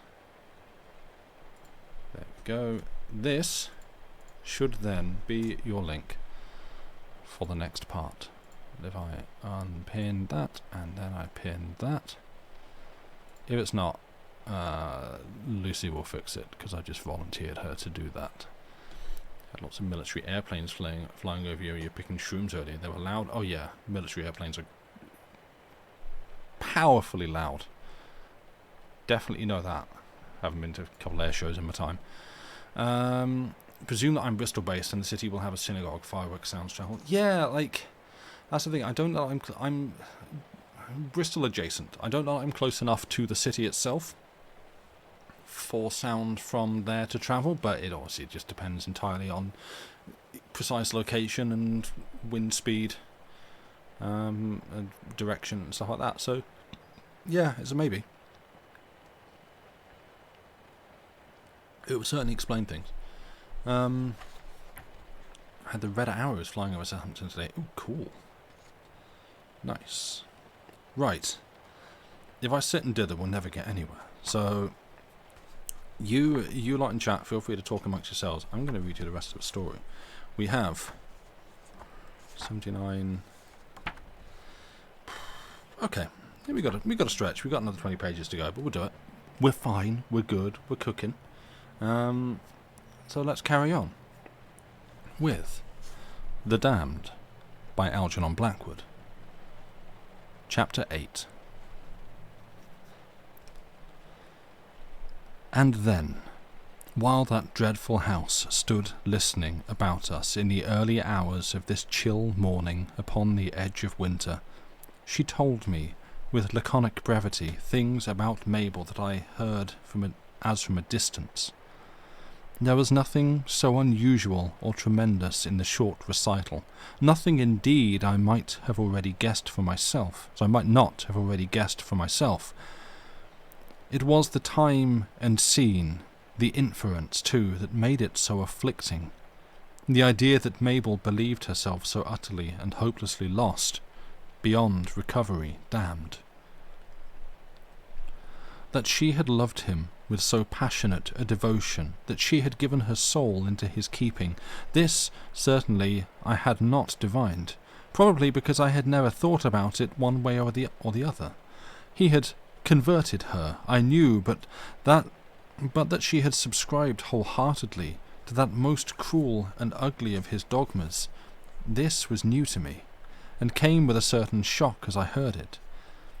In love, of course, the weaker nature is receptive to all manner of suggestion. This man had suggested his pet Brimstone Lake so vividly that she had listened and believed.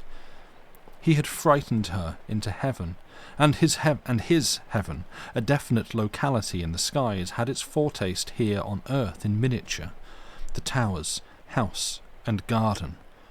Into his dolorous scheme of a handful saved and millions damned, his enclosure, as it were, of sheep and goats, he had swept her before she was aware of it. Her mind no longer was her own, and it was Mrs. Marsh who kept the thought stream open, though tempered, as she deemed, with that touch of craven, superstitious mercy. But what I found it difficult to understand, and still more difficult to accept, was that, during her year abroad, she had been so haunted with a secret dread of that hideous after-death that she had finally revolted and tried to recover that clearer state of mind she had enjoyed before the religious bully had stunned her, yet had tried in vain. Hi, Joey. She had returned to the towers to find her soul again, only to realize that it was lost, eternally. Yeah, I'm reading. Oh no, the cats. The cleaner state of mind lay then beyond recovery. In the reaction that followed the removal of his terrible suggestion, she felt the crumbling of all that he had taught her, but searched... Okay, sorry, 1 second, I have to deal with a cat who's being a pain.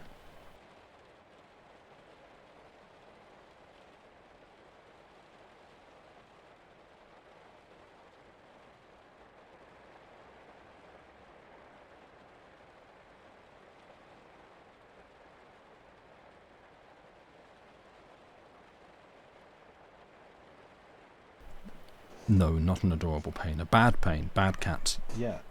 What? You're making all the cute sounds.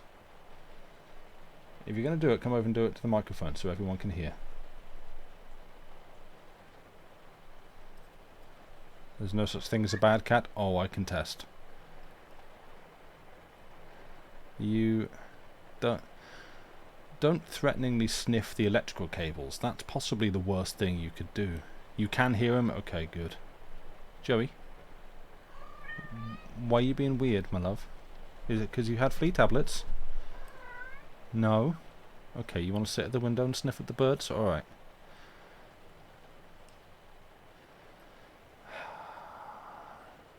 Yes, that... He's making sniffy faces at the crack in the window. Okay. I'm going to try and read, my love, alright? If you want to settle down, that would be great. He gets jazzed up and gets all talkative sometimes. Hey. Buddy? Are you all itchy because the fleas are biting? Okay. He's going to make more, but I shall carry on.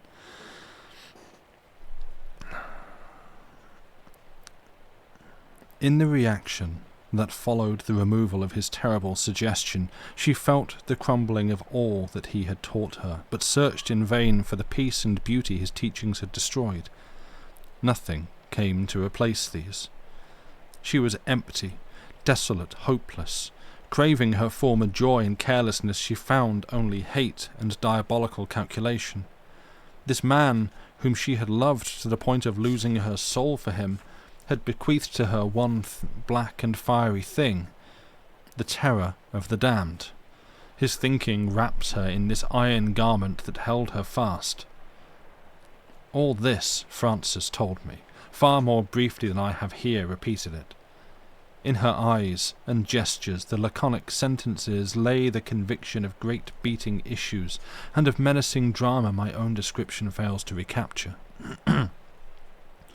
It was all so incongruous and remote from the world I lived in that more than once a smile, though a smile of pity, fluttered to my lips. But a glimpse of my face in the mirror showed rather the leer of a grimace. There was no real laughter anywhere that night. The entire adventure seemed so incredible here in this 20th century, but yet delusion, that feeble word, did not occur once in the comments my mind suggested, though did not utter. I remembered that forbidding shadow too, my sister's watercolours, the vanished personality of our hostess, the inexplicable thundering noise, and the figure of Mrs. Marsh in her midnight ritual that was so childish yet so horrible. I shivered in spite of my own emancipated cast of mind. "There is no Mabel," were the words with which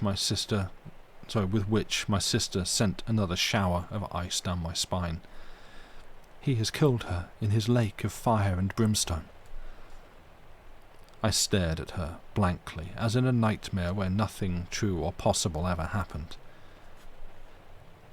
"He killed her in his lake of fire and brimstone," she repeated more faintly. A desperate effort was in me to say the strong, sensible thing which should destroy the oppressive horror that grew so stiflingly about us both, but again the mirror drew the attempted smile into the merest grin, betraying the distortion that was everywhere in the place. You mean," I stammered beneath my breath, "that her faith is gone, but that the terror has remained?" I asked it, dully groping. I moved out of the line of the reflection in the glass. She bowed her head as though beneath a weight. Her skin was the pallor of grey ashes. "You mean," I said louder, "that she has lost her mind?" "She is terror incarnate," was the whispered answer. "Mabel has lost her soul. Her soul is... there." She pointed horribly below.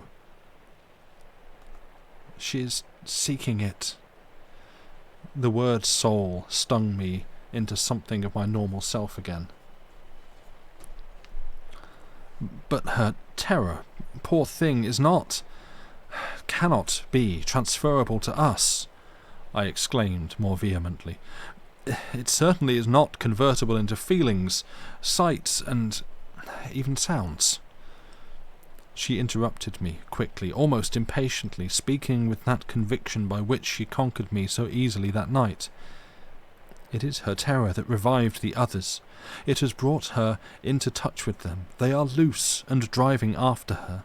Her efforts at resistance have given them also hope, that escape, after all, is possible. Day and night they strive. Escape. Others." The anger fast rising in me out of its own accord at the moment of birth, it shrank into a shuddering beyond my control. In that moment, I think, I would have believed in the possibility of anything and everything she might tell me. To argue or contradict seemed equally futile. "His strong belief, as also the beliefs of others who have preceded him," she replied, so sure of herself that I actually turned to look over my shoulder, "have left their shadow like a thick deposit over the house and grounds. To them, poor souls imprisoned by thought, it was hopeless as granite walls, until her resistance, her effort to dissipate it, let in light. Now, in their thousands, they are flocking to this little light, seeking escape. Her own escape, don't you see, may release them all." It took my breath away. Had his predecessors, former occupants of this house, also preached damnation of all the world but their own exclusive sect? Was this the explanation of her obscure talk of layers, each striving against the other for domination? And if men are spirits, and these spirits survive, could strong thought thus determine their condition even afterwards? So many questions flooded into me that I selected no one of them, but stared in uncomfortable silence, bewildered out of my depth, and acutely, painfully distressed. There was so odd a mixture of possible truth and incredible, unacceptable explanation in it all, so much confirmed, yet so much left darker than before.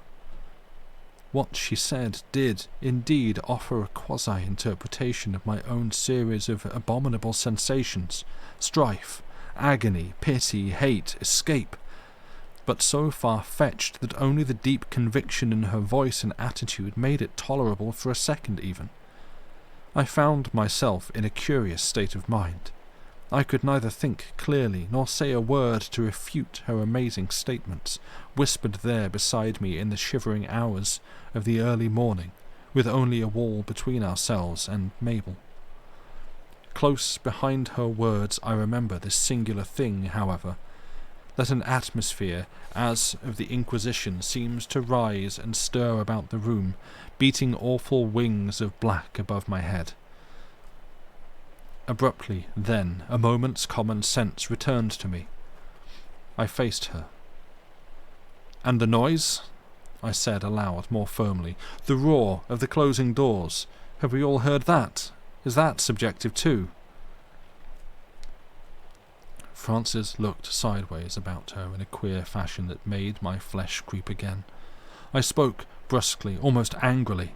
I repeated the question and waited with anxiety for her reply. "What noise?" she asked with the frank expression of an innocent child. "What closing doors?" But her face turned from grey to white, and I saw that drops of perspiration glistened on her forehead. She caught at the back of a chair to steady herself, then glanced about her again with that sidelong look that made my blood run cold.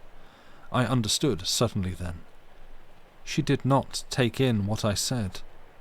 I knew now. She was listening for something else. And the discovery revived in me a far stronger emotion than any mere desire for immediate explanation. Not only did I not insist upon an answer, but I was actually terrified lest she would answer. More, I felt in me a terror lest I should be moved to describe my own experiences below stairs, thus increasing their reality and so the reality of all. She might even explain them too. She listened intently. Still listening intently, she raised her head and looked me in the eyes. Her lips opened to speak. The words came to me from a great distance, it seemed, and her voice had a sound like a stone that drops into a well, its fate, though hidden, known. "We are in it with her too, Bill. We are in it with her. Our interpretations vary, because we are in parts of it only. Mabel is in it, all." The desire for violence came over me. If only she would say a definite thing in plain King's English. If only I could find it in me to give utterance to what shouted so loud within me. If only the same old cry, something would happen. For all this elliptic talk that dazed my mind left obscurity everywhere. Her atrocious meaning, nonetheless, flashed through me, though vanishing before it wholly divulged itself. It brought a certain reaction with it. I found my tongue. Whether I actually believed what I said is more than I can swear to. That it seemed to me wise at the moment is all I remember. My mind was in a state of obscure perception less than that of normal consciousness. "Yes, Frances, I believe what you say is the truth, and that we are in it with her." I meant to say it with loud, hostile emphasis, but instead I whispered it lest she should hear the trembling of my voice. "And for that reason, my dear sister, we leave tomorrow, you and I. Today, rather, since it is long past midnight. We leave this house of the damned. We go back to London." Frances looked up, her face distraught almost beyond recognition. But it was not my words that caused the tumult in her heart. It was a sound, the sound she had been listening for, so faint I barely caught it myself, and had she not pointed I could never have known the direction whence it came. Small and terrible it rose again in the stillness of the night, the sound of gnashing teeth, and behind it came another, the tread of stealthy footsteps. Both were just outside the door. The room swung round me for a second. My first instinct to prevent my sister going out, she had dashed past me frantically to the door, gave place to another when I saw the expression in her eyes. I followed her lead instead. It was surer than my own. The pistol in my pocket swung uselessly against my thigh. I was flustered beyond belief and ashamed that I was so. "Keep close to me, Francis," I said huskily, as the door swung wide and a shaft of light fell upon a figure moving rapidly. Mabel was going down the corridor. Beyond her, in the shadows on the staircase, a second figure stood beckoning, scarcely visible. "Before they get her, quick!" was screamed into my ears, and our arms were about her in the same moment. It was a horrible scene. Not that Mabel struggled in the least, but that she collapsed as we caught her and fell with her dead weight, as of a corpse, limp against us. And her teeth began again. They continued even beneath the hand that Francis clapped upon her lips. We carried her back into her own bedroom, where she lay down peacefully enough. It was so soon over. The rapidity of the whole thing robbed it of reality almost. It had the swiftness of something remembered rather than of something witnessed. She slept again so quickly that it was almost as if we had caught her sleepwalking. I cannot say. I asked no questions at the time. I have asked none since. And my help was needed as little as the protection of my pistol. Francis was strangely competent and collected. I lingered for some time uselessly by the door till at length, looking up with a sigh, she made a sign for me to go. "I shall wait in your room next door," I whispered, "till you come." But, though going out, I waited in the corridor instead, so as to hear the faintest call for help. In that dark corridor upstairs I waited, but not long. It may have been 15 minutes when Frances reappeared, locking the door softly behind her. Leaning over the banisters, I saw her. "I'll go in again about 6 o'clock," she whispered, "as soon as it gets light. She is sound asleep now. Please don't wait. If anything happens, I'll call. You might leave your door ajar, perhaps." And she came up, looking like a ghost. But I saw her first safely into bed, and the rest of the night I spent in an armchair close to my opened door, listening for the slightest sound.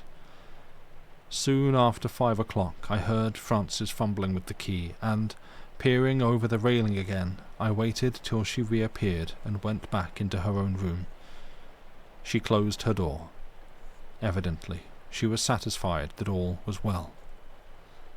Then, and only then, did I go to bed myself, but not to sleep. I could not get the scene out of my mind, especially that odious detail of which I hoped and believed my sister had not seen, the still, dark figure of the housekeeper waiting on the stairs below. Waiting, of course, for Mabel.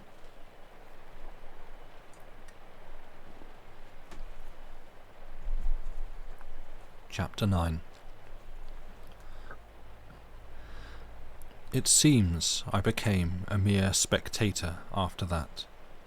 My sister's lead was so assured for one thing, and, for another, the responsibility of leaving Mabel alone, Frances laid it bodily upon my shoulders, was little more than I cared about. Moreover, when we all three met later in the day, things went on so exactly as before, so absolutely without friction or distress, that to present a sudden obvious excuse for cutting our visit short seemed ill-judged. And on the lowest grounds it would have been desertion. At any rate, it was beyond my powers, and Frances was quite firm that she must stay. We therefore did stay. Things that happen in the night always seem exaggerated and distorted when the sun shines brightly next morning.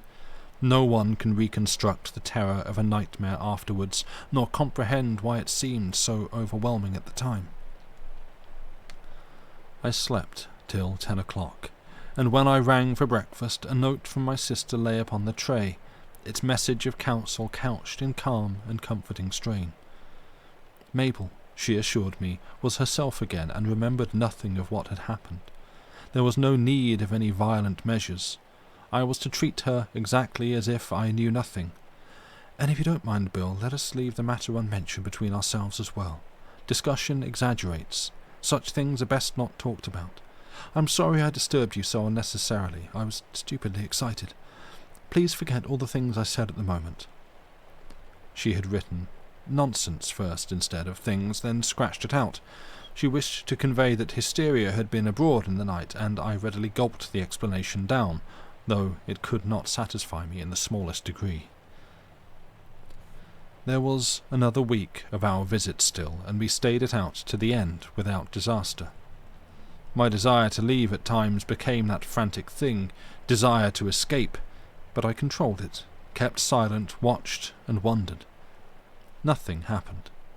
As before, and everywhere, there was no sequence of development, no connection between cause and effects, and climax, none whatever. The thing swayed up and down, backwards and forwards like a great loose curtain in the wind, and I could only vaguely surmise what caused the draught, or why there was a curtain at all. A novelist might mould the queer material into coherent sequence that would be interesting, but could not be true. It remains, therefore, not a story, but a history. Nothing happened. Perhaps my intense dislike of the fall of darkness was due wholly to my stirred imagination, and perhaps my anger when I learned that Frances now occupied a bed in our hostess's room was unreasonable. Nerves were unquestionably on edge.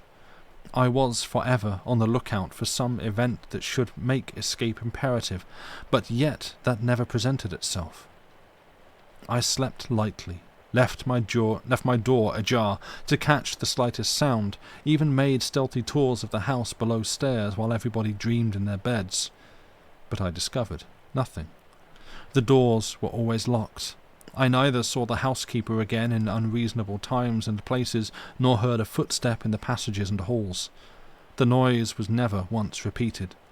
That horrible, ultimate thunder, my intensest dread of all, lay withdrawn into the abyss whence it had twice arisen. And though, in my thoughts, it was sternly denied existence, the great black reason for the fact afflicted me unbelievably. Since Mabel's fruitless effort to escape, the doors kept closed remorselessly. She had failed. They gave up hope.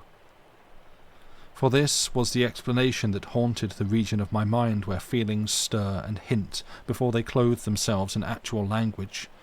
Only I firmly kept it there. It never knew expression. But if my ears were open, my eyes were opened too, and it were idle to pretend that I did not notice 100 details that were capable of sinister interpretation had I been weak enough to yield.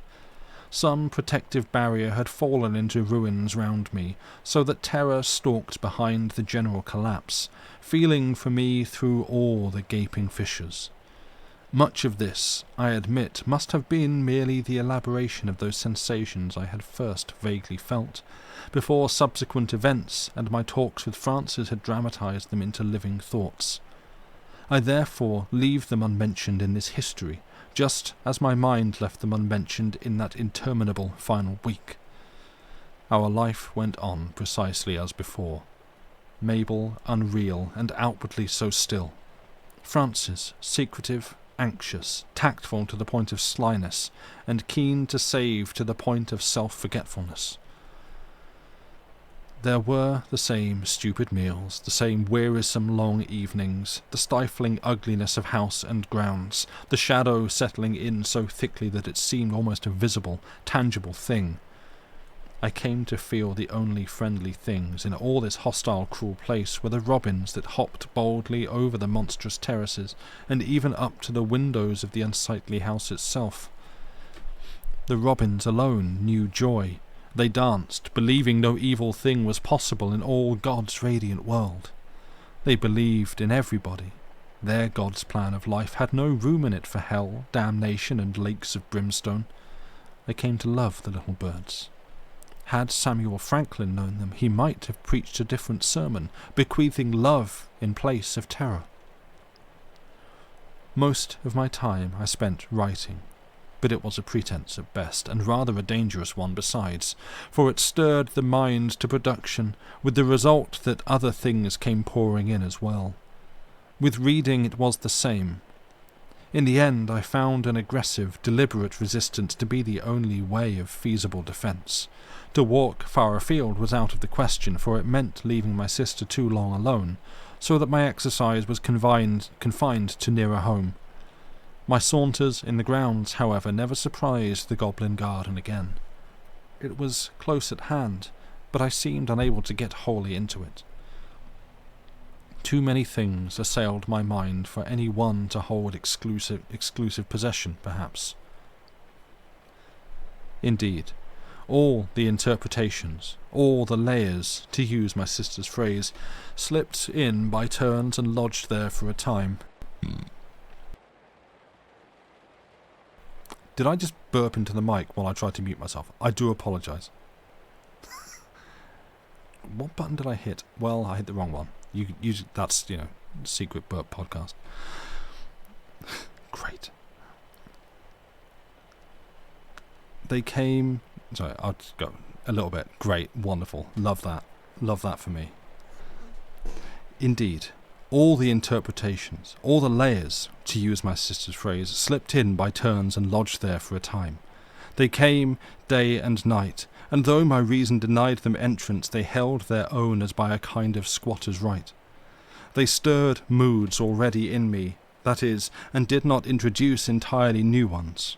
For every mind conceals ancestral deposits that have been cultivated in turn along the whole line of its descent. Any day a chance shower may cause this one or that to blossom. Thus it came to me, at any rate. After darkness, the Inquisition paced the empty corridors and set up ghastly apparatus in the dismal halls, and once, in the library, there swept over me that easy and delicious conviction that by confessing my wickedness I could resume it later, since confession is expression, and expression brings relief and leaves one ready to accumulate again. And in such mood I felt bitter and unforgiving towards all others who thought differently. Another time it was a pagan thing that assaulted me, so trivial yet oh so significant at the time, when I dreamed that a herd of centaurs rolled up with a great stamping of hoofs around the house to destroy it, and then woke to hear the horses tramping across the field below the lawns. They neighed ominously, and their noisy panting was audible, as if it were just outside my windows. But the tree episode, I think, was the most curious of all, except perhaps the incident with the children, which I shall mention in a moment, for its closeness to reality was so unforgettable. Outside the east window of my room stood a giant Wellingtonia on the lawn, its head rising level with the upper sash.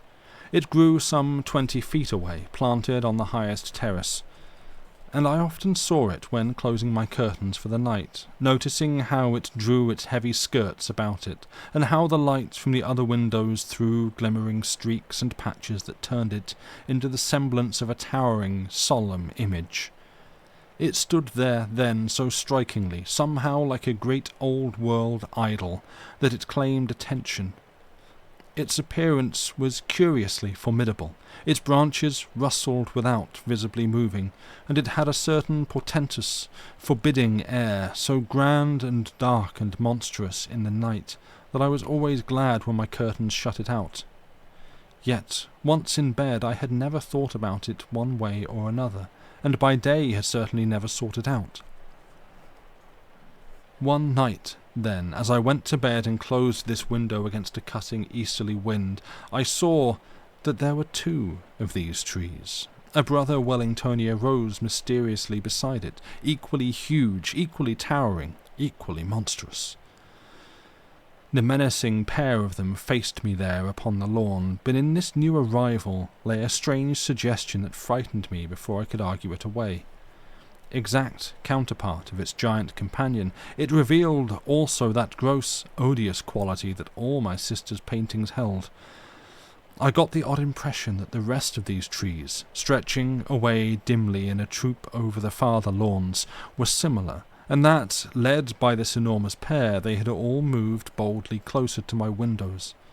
At the same moment, a blind was drawn down over an upper room. The second tree disappeared into the surrounding darkness. It was, of course, this chance light that had brought it into the field of vision, but when the black shutter dropped over it, hiding it from view, the manner of its vanishing produced the queer effect that it had slipped into its companion, almost that it had been an emanation of the one I so disliked, and not really a tree at all. In this way the garden turned vehicle for expressing what lay behind it all. The behaviour of the doors, the little, ordinary doors, seemed scarcely worth mention at all, their queer way of opening and shutting of their own accord, for this was accountable in 100 natural ways, and, to tell the truth, I never caught one in the act of moving. Indeed, only after frequent repetitions did the detail force itself upon me, when, having noticed one, I noticed all. It produced, however, the unpleasant impression of a continual coming and going in the house, as though, screened cleverly and purposely from actual sight, someone in the building held constant, invisible intercourse with others. Upon detailed descriptions of these uncertain incidents I do not venture, individually so trivial, but taken altogether so impressive and so insolent. But the episode of the children mentioned above was different, and I give it because it showed how vividly the intuitive child mind received the impression, one impression at any rate, of what was in the air. It may be told in a very few words. I believe they were the coachman's children, and that the man had been in Mr. Franklin's service, but of neither point I am quite positive. I heard screaming in the rose garden that runs along the stable walls. It was one afternoon not far from the tea hour, and on hurrying up I found a little girl of 9 or 10 fastened with ropes to a rustic seat, and 2 other children, boys, one about 12 and one much younger, gathering sticks beneath the climbing rose trees. The girl was white and frightened, but the others were laughing and talking among themselves so busily while they picked that they did not notice my abrupt arrival. Some game, I understood, was in progress, but a game that had become too serious for the happiness of the prisoner, for there was a fear in the girl's eyes that was a very genuine fear indeed. I unfastened her at once. The ropes were so loosely and clumsily knotted that they had not hurt her skin. It was not that which had made her pale. She collapsed a moment upon the bench, then picked up her tiny skirts and dived away at full speed into the safety of the stable-yard.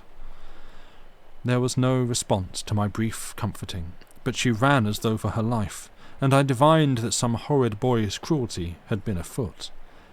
It was probably mere thoughtlessness, as cruelty with children usually is, but something in me decided to discover exactly what it was.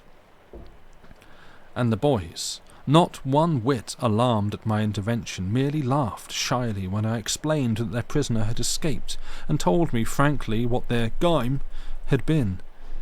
There was no vestige of shame in them, nor any idea, of course, that they aped a monstrous reality. That it was mere pretense was neither here nor there.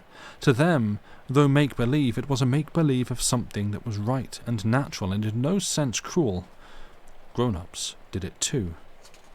It was necessary for her good. "We was going to burn her up, sir," the older one informed me, answering my "why?" with the explanation, "because she wouldn't believe what we wanted her to believe."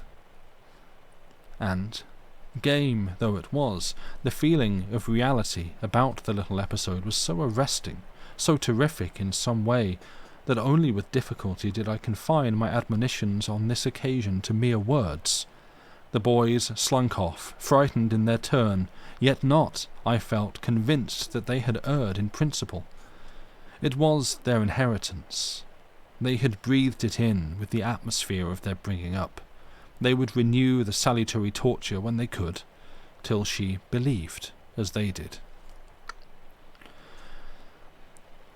I went back into the house, afflicted with a passion of mingled pity and distress impossible to describe, yet on my short way across the garden was attacked by other moods in turn, each more real and bitter than its predecessor. I received the whole series, as it were, at once. I felt like a diver rising to the surface through layers of water at different temperatures, though here the natural order was reversed and the cooler strata were uppermost, the heated ones below. Thus I was caught by the goblin touch of the willows that fringed the field, by the sensuous curving of the twisted ash that formed a gateway to the little grove of sapling oaks, where fauns and satyrs lurked to play in the moonlight before pagan altars, and by the cloaking darkness, next, of the copse of stunted pines, close gathered each to each other, where hooded figures stalked behind an awful cross. The episode with the children seemed to have opened me like a knife. The whole place rushed at me. I suspect this synthesis of many moods produced in me that climax of loathing and disgust which made me feel the limit of bearable emotion had been reached, so that I made straight to find Frances in order to convince her that at any rate I must leave. For, although this was our last day in the house, and we had arranged to go next day, the dread was in me that she would still find some persuasive reason for staying on, and an unexpected incident then made my dread unnecessary. The front door was open, and a cab stood in the drive. A tall, elderly man was gravely talking in the hall with the parlour-maid we called the Grenadier. He held a piece of paper in his hand. "I have called to see the house," I heard him say as I ran up the stairs to Frances, who was peering like an inquisitive child over the banisters. "Yes," she told me with a sigh. I know not whether of resignation or relief. "The house is to be let or sold. Mabel has decided. Some society or other, I believe." I was overjoyed. This made our leaving right and possible. "You never told me, Frances." "Mabel only heard of it a few days ago. She told me herself this morning. It is a chance, she says. Alone, she cannot get it straight." "Defeat?" I asked, watching her closely. "She thinks she has found a way out. It's not a family, you see. It's a society, a sort of community. They go in for thought." "A community?" I gasped. "You mean religious?" She shook her head. "Not exactly," she said, smiling, "but some kind of association of men and women who want a headquarters in the country, a place where they can write and meditate, think, mature their plans and all the rest. I don't know exactly what." "Utopian dreamers?" I asked, yet feeling an immense relief come over me as I heard, but I asked in ignorance, not cynically. Frances would know. She knew all this kind of thing. "No, not that exactly," she smiled. "Their teachings are grand and simple, old as the world too, really. The basis of every religion before men's minds perverted them with their manufactured creeds." Footsteps on the stairs and the sound of voices interrupted our odd impromptu conversation as the Grenadier came up, followed by the tall, grave gentleman who was being shown over the house.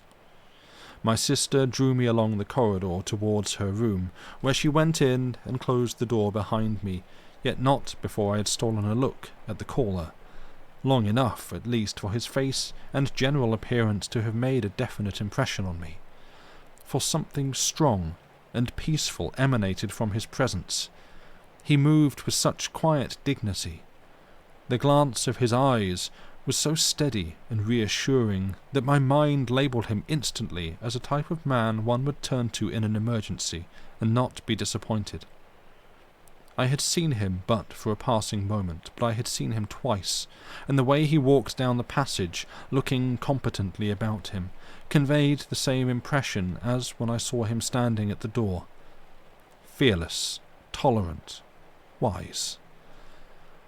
A sincere and kindly character, I judged instantly. A man whom some big kind of love has trained in sweetness towards the world. No hate in him anywhere. A great deal, no doubt, to read in so brief a glance. Yet his voice confirmed my intuition, a deep and gentle voice, great firmness in it too.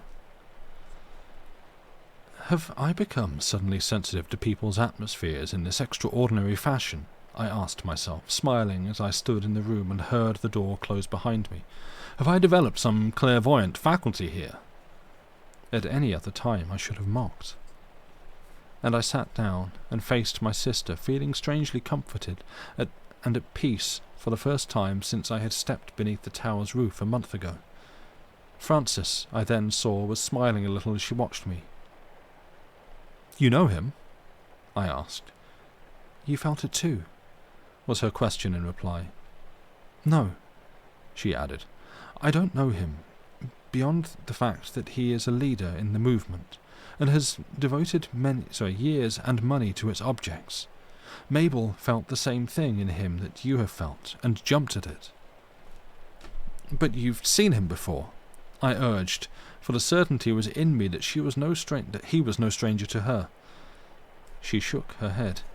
"He called one day early this week when you were out. Mabel saw him. I believe—" She hesitated a moment, as though expecting me to stop her with my usual impatience of such subjects. "I believe he has explained everything to her. The beliefs he embodies, she declares, are her salvation. Might be, rather, if she could adopt them." Conversion again! For I remembered her riches and how gladly a society would gobble them. "The layers I told you about," she continued calmly, shrugging her shoulders slightly, "the deposits that are left behind by strong thinking and real belief, but especially by ugly, hateful belief, because, you see, unfortunately there's more vital passion in that sort—" "Francis, I don't understand a bit," I said out loud, but said it a little humbly, for the impression the man had left was still strong upon me, and I was grateful for the steady sense of peace and comfort he had somehow introduced. The horrors had been so dreadful. My nerves, doubtless, were more than a little overstrained. Absurd as it must sound, I classed him in my mind with the Robins, the happy, confiding Robins who believed in everybody and thought no evil. I laughed a moment at my ridiculous idea, and my sister, encouraged by this sign of patience in me, continued more fluently. "Of course you don't understand, Bill. Why should you? You've never thought about such things. Needing no creed yourself, you think all creeds are rubbish." "I'm open to conviction. I'm tolerant," I interrupted. "You're as narrow as Sam Franklin and as crammed with prejudice," she answered, knowing that she had me at her mercy. "Then, pray, what may be his or his society's beliefs?" I asked, feeling no desire to argue. "And how are they going to prove your Mabel's salvation? Can they bring beauty into all this aggressive hate and ugliness?" "Certain hope and peace," she said, that peace which is understanding, and that understanding which explains all creeds and therefore tolerates them." "Toleration! The one word a religious man loathes above all others. His pet word is damnation." "Tolerates them," she repeated patiently, unperturbed by my explosion, "because it includes them all." "Fine, if true," I admitted. "Very fine. But how, pray, does it include them all?" "Because the key word, the motto of their society is, 'There is no religion higher than truth, and it has no single dogma of any kind.' Above all," she went on, "because it claims that no individual can be lost, it teaches universal salvation. To damn outsiders is uncivilized, childish, impure. Some take longer than others. It's according to the way they think and live, but all find peace through development in the end. What the creeds call a hopeless soul, it regards as a soul having further to go. There is no damnation." "Well, well," I exclaimed, feeling that she rode her hobby-horse too wildly, too roughly over me. "But what is the bearing of all this upon this dreadful place, and upon Mabel? I'll admit that there is this atmosphere, this inexplicable horror in the house and grounds, and that if not of damnation exactly, it is certainly damnable. I'm not too prejudiced to deny that, for I've felt it myself." To my relief she was brief. She made her statement, leaving me to take it or reject it as I would. "The thought and belief its former occupants have left behind. For there has been coincidence here, a coincidence that must be rare. The site on which this modern house now stands was Roman, before that early Briton with burial mounds, before that again Druid. The Druid stones still lie in that copse below the field, the tumuli among the ilexes behind the drive. The older building Sam Franklin altered and practically pulled down was a monastery. He changed the chapel into a meeting hall which is now the music room, but before he came here the house was occupied by Manetti, a violent Catholic without tolerance or vision, and in the interval between these two, Julius Weinbaum had it, Hebrew of most rigid orthodox type imaginable. So they all have left their... Even so, I repeated, yet interested to hear the rest. What of it? Simply this, said Francis with conviction, that each, in turn, has left his layer of concentrated thinking and belief behind him, because each believed intensely, absolutely, beyond the least weakening of any doubt, the kind of strong belief and thinking that is rare anywhere today, the kind that wills, impregnates objects, saturates the atmosphere, haunts, in a word, and each believing he was utterly and finally right, damned with equally positive conviction the rest of the world. One and all preached that implicitly, if not explicitly. It's the root of every creed. Last of the bigoted, grim series came Samuel Franklin. I listened in amazement that increased as she went on. Up to this point her explanation was so admirable. It was, indeed, a pretty study in psychology, if it were true. Then why does nothing ever happen? I inquired mildly. A place so thickly haunted ought to produce a crop of no ordinary results. There lies the proof, she went on in a lowered voice, the proof of the horror and the ugly reality. The thought and belief of each occupant in turn kept all the others under. They gave no sign of life at the time, but the results of thinking never die. They crop out again the moment there's an opening. And, with the return of Mabel in her negative state, believing nothing positive herself, the place for the first time found itself free to reproduce its buried stories. Damnation, hellfire, and the rest, the most permanent and vital thought of all those creeds since it was applied to the majority of the world, broke loose again, for there was no restraint to hold it back. Each sought to obtain its former supremacy. None conquered. Their results a pandemonium of hate and fear, of striving to escape, of agonized, bitter warring to find safety, peace, salvation. The place is saturated by that appalling stream of thinking, the terror of the damned. It concentrated upon Mabel, whose negative attitude furnished the channel of deliverance. You and I, according to our sympathy with her, were similarly involved. Nothing happened, because no one layer could ever gain the supremacy. I was so interested, I dare not say amused, that I stared in silence while she paused a moment, afraid that she would draw rein and end the fairy tale too soon.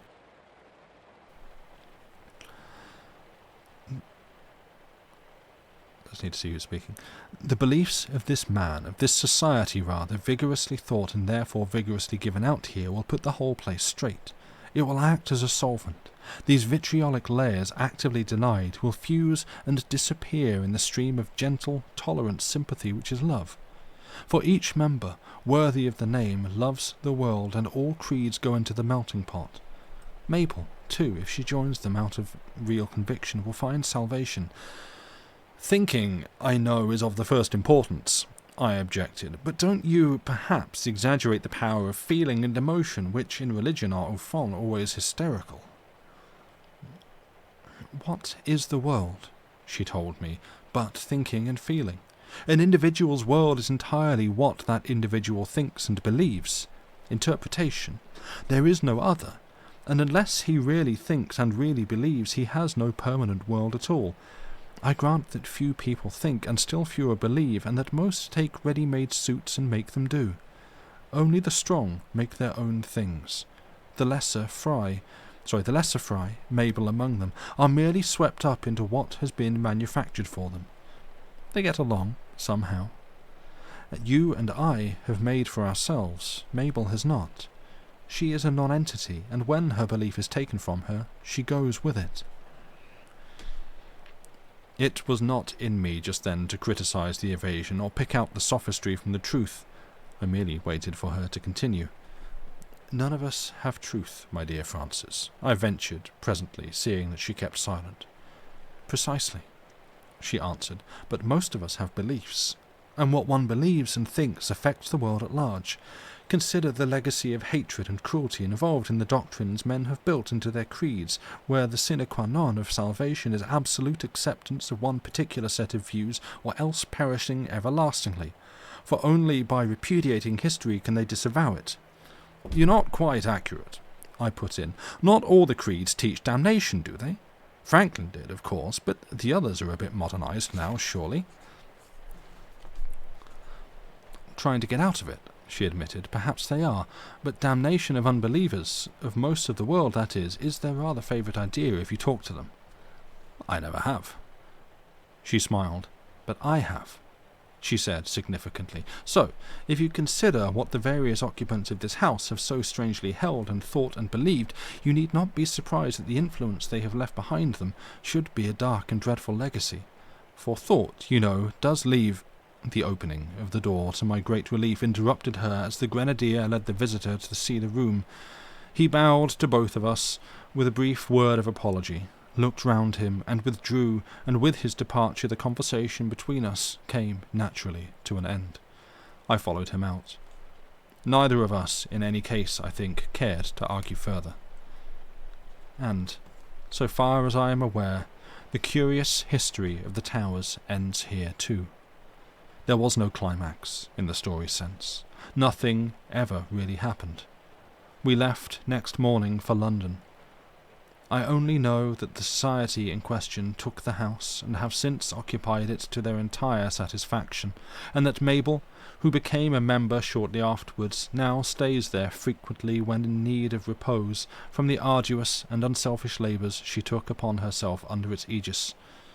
She dined with us only the other night here in our tiny Chelsea flat, and a jollier, saner, more interesting and happy guest I could hardly wish for. She was vital, in the best sense. The lay figure had come to life. I found it difficult to believe she was the same woman whose fearful effigy had floated down those dreary corridors and almost disappeared in the depths of that atrocious shadow. What her beliefs were now I was wise enough to leave unquestioned, and Francis, to my great relief, kept the conversation well away from such inappropriate topics. It was clear, however, that the woman had in herself some secret source of joy, that she was now an aggressive, positive force, sure of herself, and apparently afraid of nothing in heaven or hell. She radiated something very like hope and courage about her, and talked as though the world were a glorious place, and everybody in it kind and beautiful. Her optimism was certainly infectious. The towers were mentioned only in passing. The name of Marsh came up. Not the Marsh, it so happened, but a name in some book that was being discussed, and I was unable to restrain myself. Curiosity was too strong. I threw out a casual inquiry Mabel could leave unanswered if she wished, but there was no desire to avoid it. Her reply was frank and smiling. Would you believe it? She married, Mabel told me, though obviously surprised that I remembered the housekeeper at all, and as happy as the day is long. She's found her right niche in life. A sergeant. The army, I exclaimed. Salvation Army, she explained merrily. Francis exchanged a glance with me. I laughed too, for the information took me by surprise. I cannot say why exactly, but I expected at least to hear that the woman had met some dreadful end, not impossibly by burning.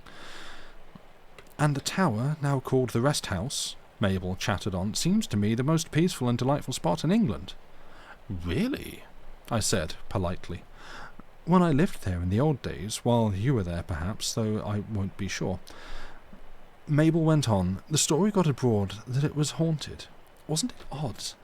A less likely place for a ghost I've never seen. Why, it had no atmosphere at all. She said this to Francis, glancing up at me with a smile that apparently had no hidden meaning. Did you notice anything queer about it when you were there? This was plainly addressed to me. I found it difficult to settle down to anything, I said after an instant's hesitation. I couldn't work there. But I thought you wrote that wonderful book on the deaf and blind while you stayed with me, she asked innocently. I stammered a little. Oh, no, not that. Not then. I only made a few notes at the towers. My mind, oddly enough, refused to produce at all down there. But why do you ask? Was anything supposed to happen there? She looked searchingly into my eyes a moment before she answered. Not that I know of, she said, simply. The end. Thank you for listening.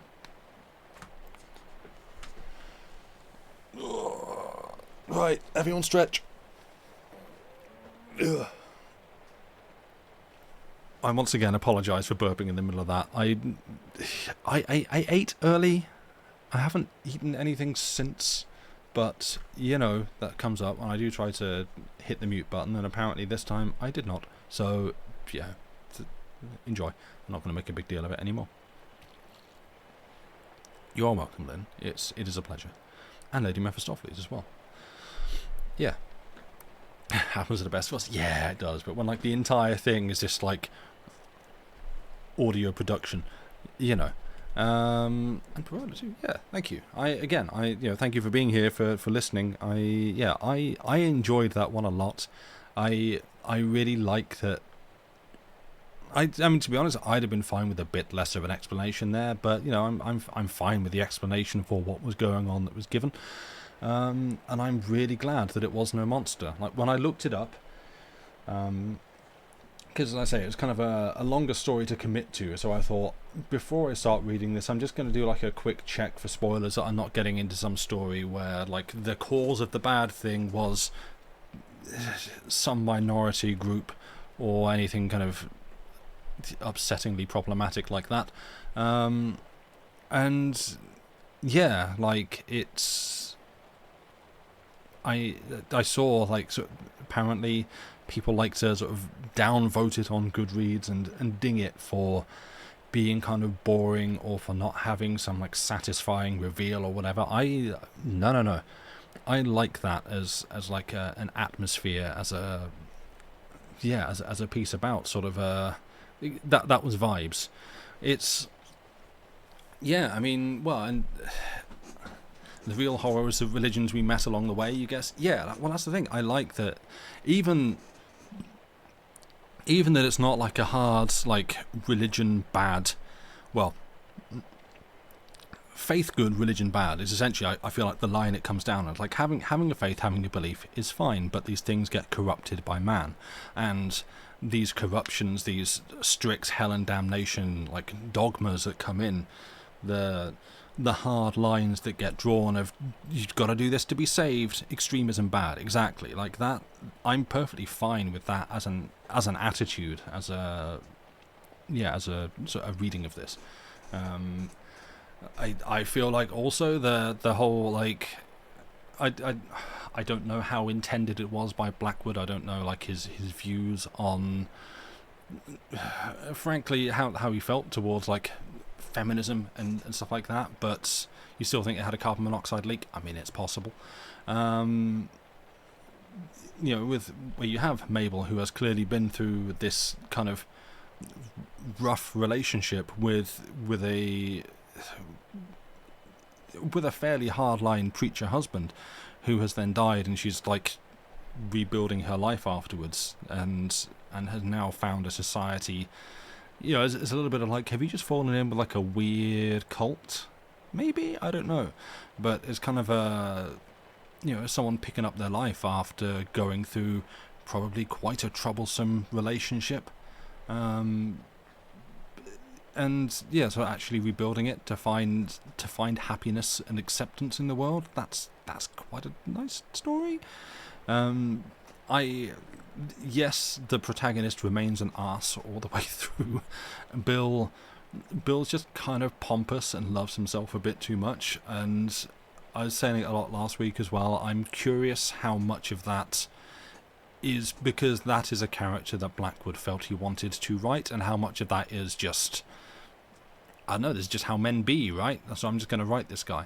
But I do appreciate that it's Frances, the sister, that actually gets to, she's clearly the brains of the operation. She's the one that actually puts this all together and gets to tell everybody at the end everybody being Bill and us, the reader, the audience, at the end, what is going on and what has been going on, and Bill's just there like, well, yeah, sure, okay, I guess, fine, you've solved the mystery and put it all together, but I don't like it. And yeah, it's possible that he gave us Bill's perspective on things so that he could give that sort of explanation to Francis. I don't know, but yeah, I liked it. I like it a lot. Not every protagonist has to be someone that you necessarily like being stuck with. You are free to like read the inner and outer thoughts of this person and think, good grief, get over yourself. But yes, it is now 10 minutes to midnight. This has gone on about as long as expected, but longer than we usually do. So I'm going to have a quick look and see who is on to raid. We have 1 choice, 2 choice, 3 choices. We have 3 choices for raid target. Where do we want to go? We've not raided Adam for a while. Adam's probably doing some street. Well, he's doing some Street Fighter. I can see that.